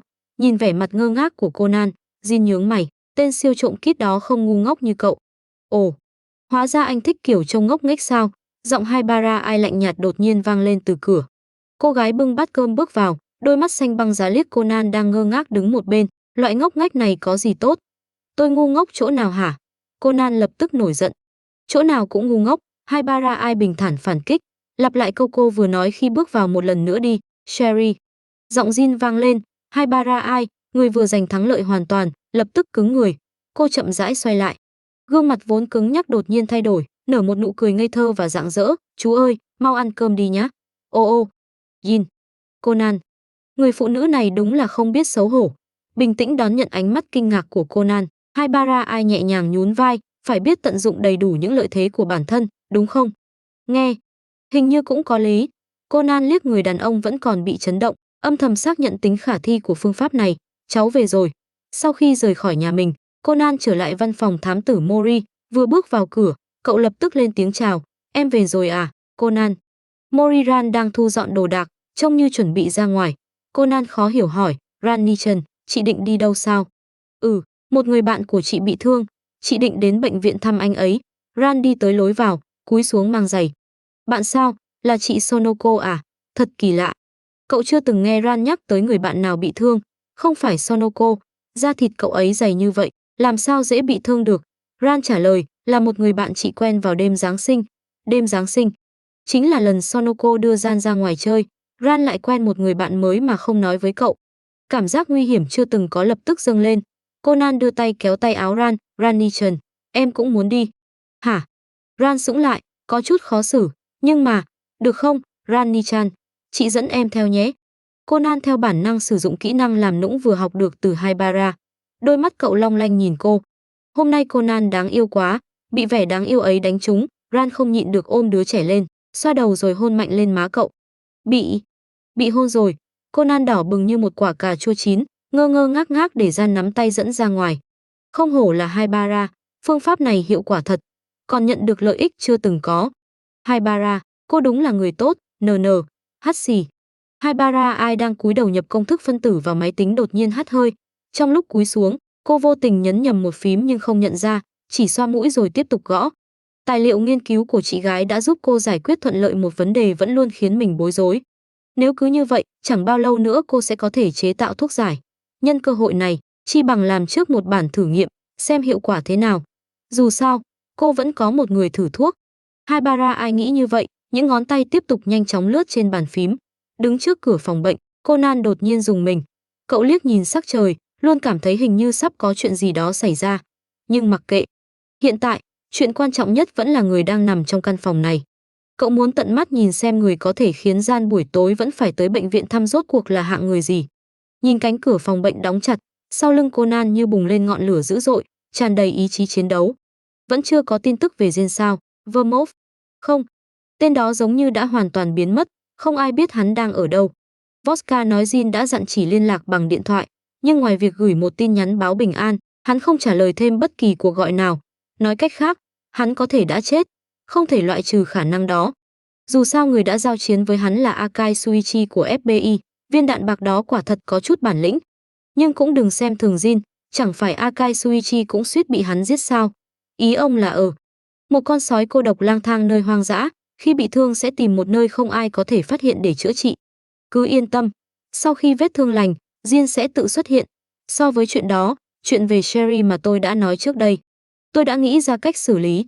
Rất tốt, không hổ là phù thủy nghìn mặt được người kia sủng ái. Đừng khiến người kia thất vọng, Vermouth.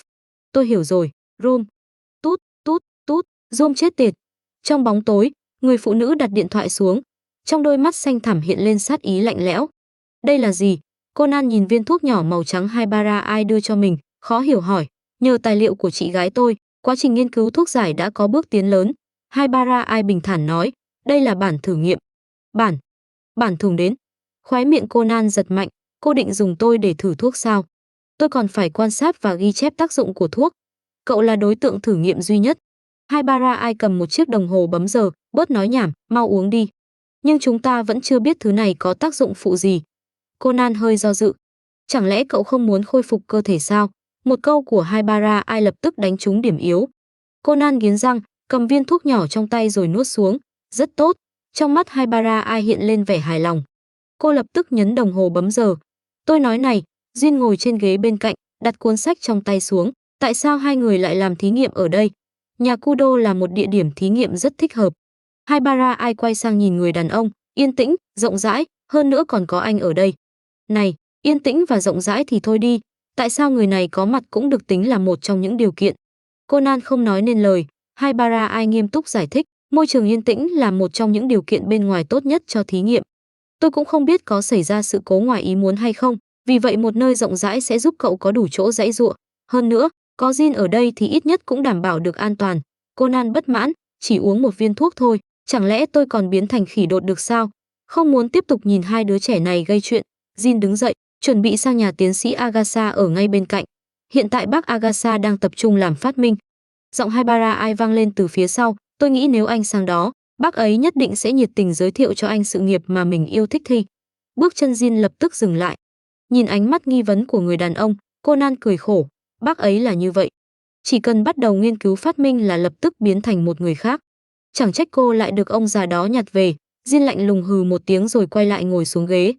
Sức phá hoại của Haibara còn mạnh hơn bác Agasha gấp 10. Không, phải là gấp 100 lần. Nụ cười trên mặt Conan đột nhiên cứng lại. Hơi nóng bất ngờ dâng lên từ sâu trong cơ thể khiến cậu cau mày. À, xem ra thuốc đã bắt đầu phát huy tác dụng.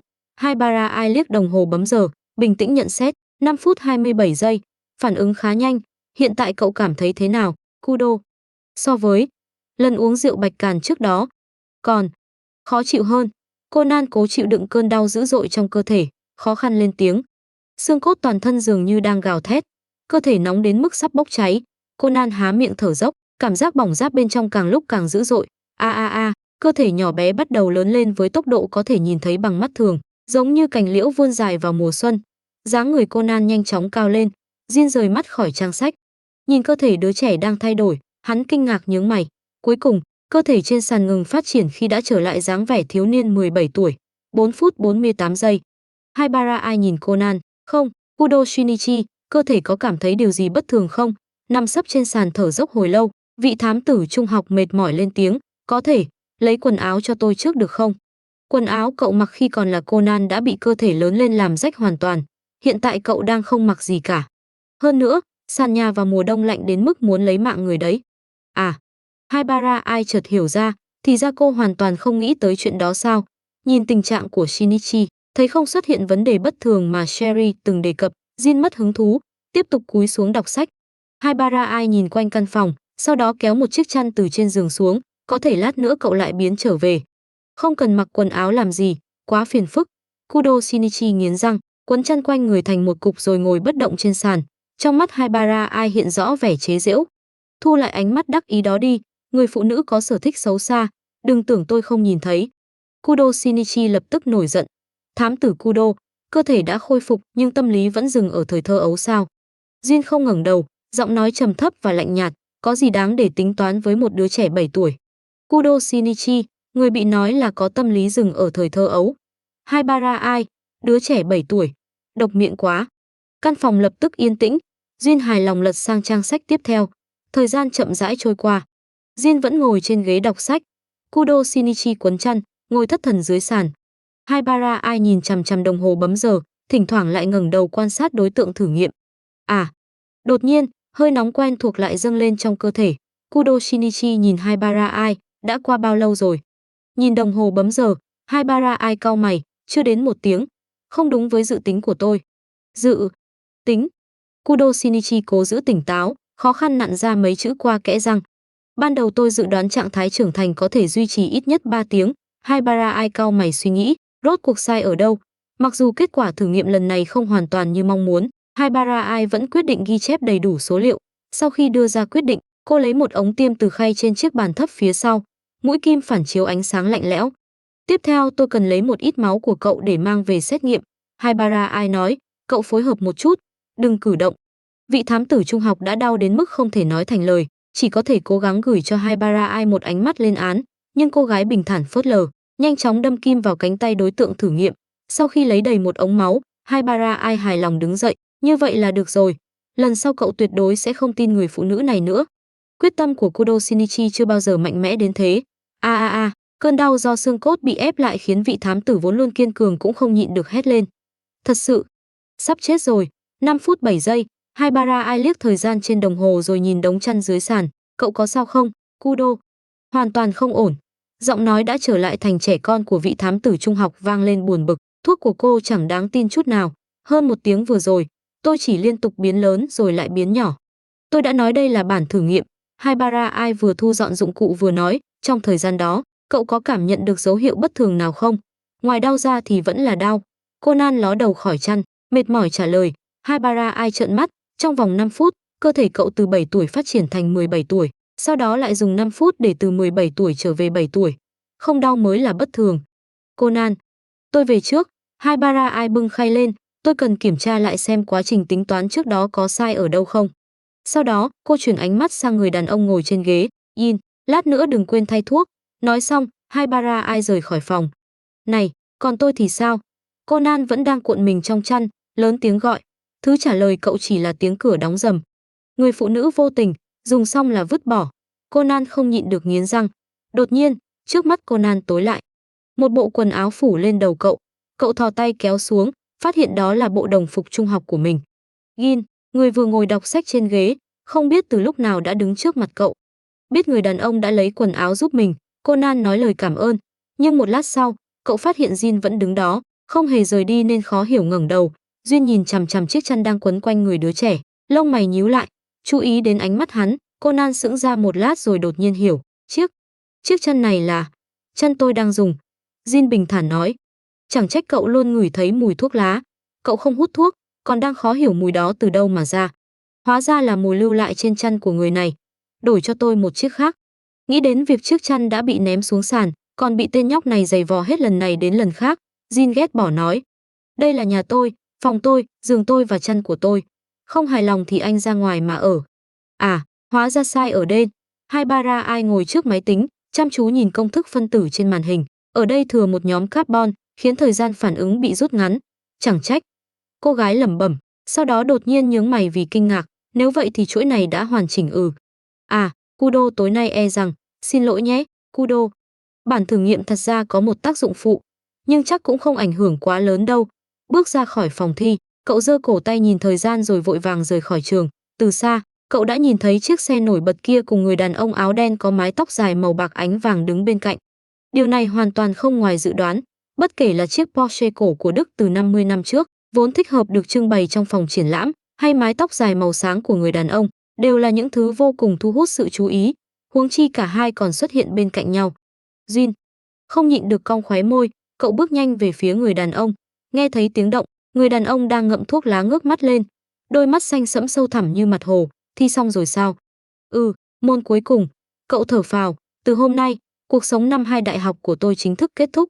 Ánh mắt người đàn ông dừng trên chiếc áo khoác mỏng của cậu rồi khẽ cau mày, mặc ít như vậy, không lạnh sao? Đương nhiên là.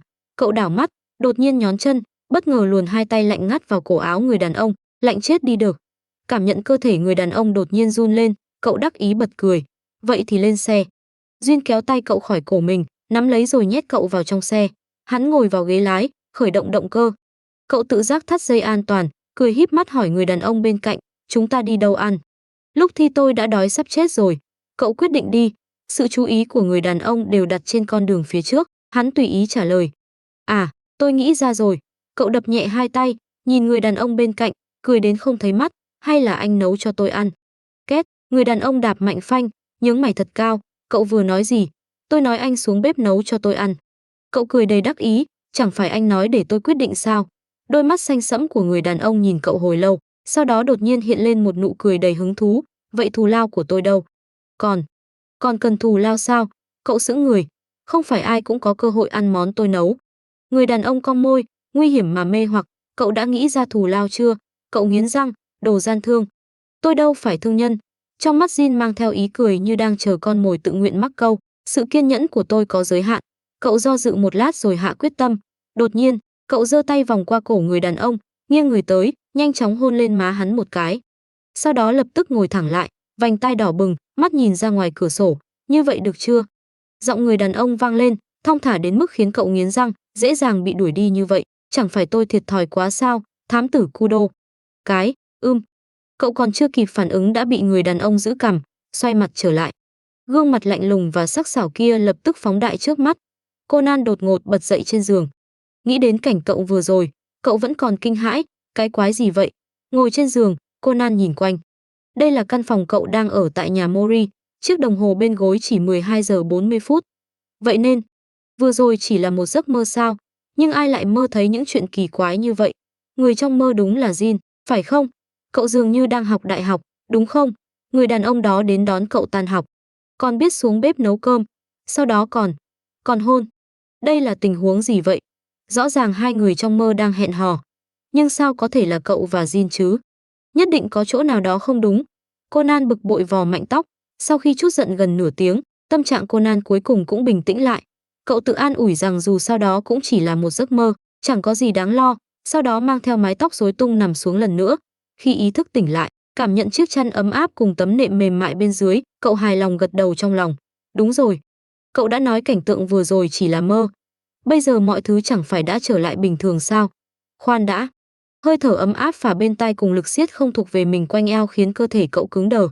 Conan chậm rãi quay đầu lại, sau đó cả người lập tức hóa đá. Người đàn ông đang nhắm mắt, ngủ cùng cậu trên một chiếc giường này là sao?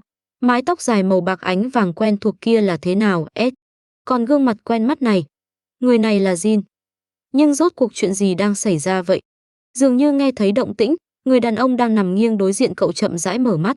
Đôi mắt xanh sẫm trong trạng thái nửa tỉnh nửa mê đã mất đi sự lạnh lẽo thường ngày, không hề đề phòng, dịu dàng như mặt hồ mùa xuân. Tỉnh rồi sao, thám tử Kudo?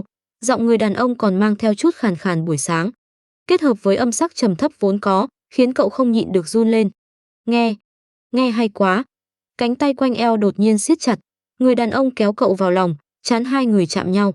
Hàng mi màu bạc che khuất đôi mắt xanh sẫm, hơi thở ấm áp mang theo mùi thuốc lá nhàn nhạt phả lên mặt cậu. Giọng người đàn ông mơ hồ như lời nói trong mộng, ngủ với tôi thêm một lát. Cậu giữ nguyên tư thế cứng ngắc, nhìn gương mặt gần trong gang tấc đã mất đi toàn bộ khí thế lạnh lẽo vì đang ngủ say. Chuông báo động trong lòng lập tức vang lên dữ dội. Chuyện này rốt cuộc là sao? Cho dù thế giới tận thế, cậu cũng không thể ở chung với người này theo cách như vậy. Đây là mơ, chắc chắn là mơ. Kudo Shinichi, mau tỉnh lại đi. Conan đột ngột bật dậy khỏi giường, thở dốc dữ dội. Một lát sau, cậu chậm rãi đưa tay lên, lại bắt đầu điên cuồng vò tóc. Rốt cuộc chuyện gì đang xảy ra vậy? Tại sao cậu cứ liên tục mơ thấy tên đó? Mơ thấy thì thôi đi, tại sao hai người trong mơ còn thân mật như người yêu? Cậu và Jin sao? Đừng đùa được không? Đó căn bản là chuyện không thể xảy ra. Ông trời ghép đôi có thể đừng tùy tiện đến thế được không? Cho dù nằm mơ, người cậu mơ thấy cũng phải là Ran mới đúng. Conan mang mái tóc rối như tổ quạ, tức giận ngã xuống giường. Những bó hoa tươi rực rỡ, chim bồ câu trắng giang cánh bay lượn, bóng bay đủ màu sắc cùng tiếng chuông nhà thờ du dương. Đây là một đám cưới sao? Những vị khách xung quanh đều mang nụ cười chúc phúc, nhìn đôi nam nữ đang chậm rãi bước trên thảm đỏ. Chiếc váy cưới trắng tinh, lớp trang điểm tinh xảo, mái tóc đen được búi lên cẩn thận, để lộ chiếc cổ thanh nhã như thiên nga. Cô gái trông giống một đóa tulip sắp nở, xinh đẹp rạng ngời. Người đang khoác tay người đàn ông bên cạnh, chậm rãi bước tới. Ran. Cậu nghe thấy giọng mình. Cô dâu xinh đẹp này là Ran sao? Ran kết hôn. Chú rể chẳng phải là cậu sao? Vậy tại sao cậu lại đứng ở đây? Shinichi. Nghe thấy tiếng gọi, Ran quay sang nhìn cậu, đôi mắt lập tức sáng lên, cậu đến rồi. Sau đó, Ran dựa vào người đàn ông không nhìn rõ khuôn mặt bên cạnh, nở nụ cười rạng rỡ và hạnh phúc. Shinichi, tớ đã tìm được người thuộc về mình. Cậu cứ yên tâm, tớ và Su nhất định sẽ giống như cậu và Jin-san, sống hạnh phúc bên nhau. Chờ đã, Conan lần thứ 3 bật dậy khỏi giường. Lúc này, phía chân trời ngoài cửa sổ đã mơ hồ xuất hiện ánh sáng. Cậu muốn mơ thấy Gian, nhưng tuyệt đối không phải cảnh tượng như vậy. Tại sao lại để cậu nhìn thấy Gian kết hôn với người khác? Amaterasu, ngài có ý gì vậy? Tên khốn tên Su đã cướp Gian đi mà không dám lộ mặt, rốt cuộc là ai? Cậu nhất định phải giết hắn. Dám cướp Gian mà còn không dám lộ mặt sao? Hơn nữa, Ran biết Jin từ đâu vậy? Đủ rồi. Một đêm toàn những giấc mơ hỗn loạn. Conan ôm đầu với vẻ mặt tang thương, quyết định cứ ngồi như vậy đến sáng. Chào buổi sáng, Conan. Gian đang rửa mặt, nhìn thấy bóng dáng đứa trẻ liền mỉm cười chào. Nhưng khi nhìn thấy quầng thâm rõ ràng dưới mắt cậu, cô lo lắng hỏi, tối qua em ngủ không ngon sao? Cậu đã trải qua một đêm toàn những giấc mơ khiến người ta phát điên, cậu nói xem. Conan âm thầm oán trách, nhưng trên mặt vẫn nở nụ cười, không sao đâu, Rani-chan, tối qua em cứ nghĩ đến trò chơi điện tử ở nhà bác Agasa. Trông em không có tinh thần lắm, Ran nói, hôm nay vẫn muốn sang nhà bác Agasa chơi sao? Đương nhiên. Conan bắt đầu đánh răng, hôm nay là cuối tuần, em đã hẹn với bác ấy rồi. Vậy được, nhớ chú ý an toàn nhé. Ran đưa tay xoa đầu Conan, mỉm cười rồi đi ra ngoài. Nhìn nụ cười của Ran, Conan lại nhớ tới cô trong giấc mơ, mặc váy cưới và cũng mỉm cười như vậy. Vị thám tử trung học Thanh Mai Trúc Mã lập tức cảm thấy vô cùng khó chịu. Tối qua ngủ ngon không? Vừa bước vào nhà tiến sĩ Agasa, Haibara ai đang ngồi trên sofa đã không ngẩng đầu mà hỏi. Hoàn toàn không ngon. Conan khô khan trả lời, cuối cùng cô cũng chịu rời khỏi phòng thí nghiệm rồi sao? Thỉnh thoảng cũng cần nghỉ ngơi. Haibara ai trả lời, lật sang một trang tạp chí thời trang trên tay. Tối qua cậu mơ thấy gì? Làm sao cô biết tối qua tôi nằm mơ? Conan đang ủ rũ lập tức ngẩng phát đầu. Tối qua tôi kiểm tra lại quá trình tính toán trước đó, phát hiện một sai sót nhỏ. Haibara ai chuyển mắt sang Conan, sau đó bị đôi mắt gấu trúc rõ ràng của cậu thu hút, phụt. Cô còn cười sao? Conan tức giận lên án, thuốc thử có lỗi mà cô vẫn cho tôi uống. Nếu tôi không cẩn thận mất mạng thì sao? Lòng dạ người phụ nữ này đã lớn đến mức vượt ra khỏi hệ mặt trời rồi. Xem ra mạng cậu khá lớn, Hai bình thản nói, khi viết công thức phân tử, tôi đã thừa một nhóm carbon. Vì vậy, một thành phần thúc đẩy tế bào tăng sinh đã bị thay đổi, tạo ra tác dụng lên não tương tự chất gây ảo giác. Chất gây ảo giác. Conan cảm thấy một tiếng sét vừa nổ tung trên đầu. Thì ra toàn bộ những giấc mơ hỗn loạn tối qua đều do người phụ nữ này gây ra. Chuyện cậu hẹn hò với người đàn ông đó, gian kết hôn với người khác. Tất cả chỉ vì cô ta viết sai một công thức phân tử. Vị thám tử trung học cảm thấy lý trí mà mình vẫn luôn tự hào sắp không đủ dùng. Thành phần đó có thể khiến những sự vật để lại ấn tượng sâu sắc nhất trong tiềm thức chuyển hóa thành sóng não, sau đó xuất hiện dưới dạng giấc mơ trong lúc ngủ. Hai đầy hứng thú quan sát vẻ mặt đột nhiên trở nên nghiến răng của Conan. Vì vậy, tối qua cậu đã mơ thấy gì? Thứ để lại ấn tượng sâu sắc nhất trong tiềm thức. Chẳng lẽ thứ để lại ấn tượng sâu sắc nhất trong đầu cậu là việc sống hạnh phúc bên Jin, người vừa là đàn ông vừa thuộc phe đối địch, trong khi cô bạn Thanh Mai Trúc Mã lại kết hôn với người khác sao? Nếu đó là sự thật thì đầu óc cậu chắc chắn đã hỏng rồi. Xem ra đó nhất định là một giấc mơ khiến cậu chịu đả kích rất lớn. Hai chống cằm bằng một tay, trong mắt tràn đầy hứng thú. Nếu không, tại sao cậu lại mang vẻ mặt không còn thiết sống như vậy? Conan quyết định chôn những giấc mơ tối qua vào tận đáy lòng. Đánh chết cũng không nói. À, đúng rồi, Jin đâu? Conan đột nhiên nhớ tới nhân vật chính còn lại trong giấc mơ. Cậu phải cố gắng hết sức mới không lộ ra vẻ mặt kỳ lạ, để tên đó ở bên kia một mình không sao chứ. Jin đã rời đi từ tối qua, Hai lại chuyển sự chú ý về tạp chí, khi tôi sang kiểm tra, hắn đã không còn ở đó. Có lẽ vết thương đã gần khỏi, đi rồi cũng tốt, nếu không, muốn đối diện với người đó, cậu còn phải chuẩn bị tâm lý rất lâu. Dù sao trong giấc mơ của cậu, đại ca, cuối cùng anh cũng trở về rồi. Jin vừa quay lại tổ chức, Vodka nhận được tin liền vội vàng chạy tới, hai mắt cậu ta rưng rưng, mang vẻ muốn nhào tới nhưng lại không dám. Jin ghét bỏ cau mày nhìn Vodka sắp khóc đến nơi, nếu tên này dám lao tới, hắn nhất định sẽ không chút do dự đá văng thân hình to lớn như gấu ấy ra ngoài. Dường như cảm nhận được ác ý của Jin, Vodka bất giác dùng mình, lập tức thu lại cảm xúc gần như sắp trào ra. Đại ca, chào mừng anh trở về. Cậu cho rằng mình là nhân viên tiếp đón sao mà còn chào mừng trở về. Jin đang ngậm thuốc lá bỗng khựng lại. Vừa rồi hắn, ôi chao, Jin, cuối cùng cậu cũng chịu trở về rồi sao?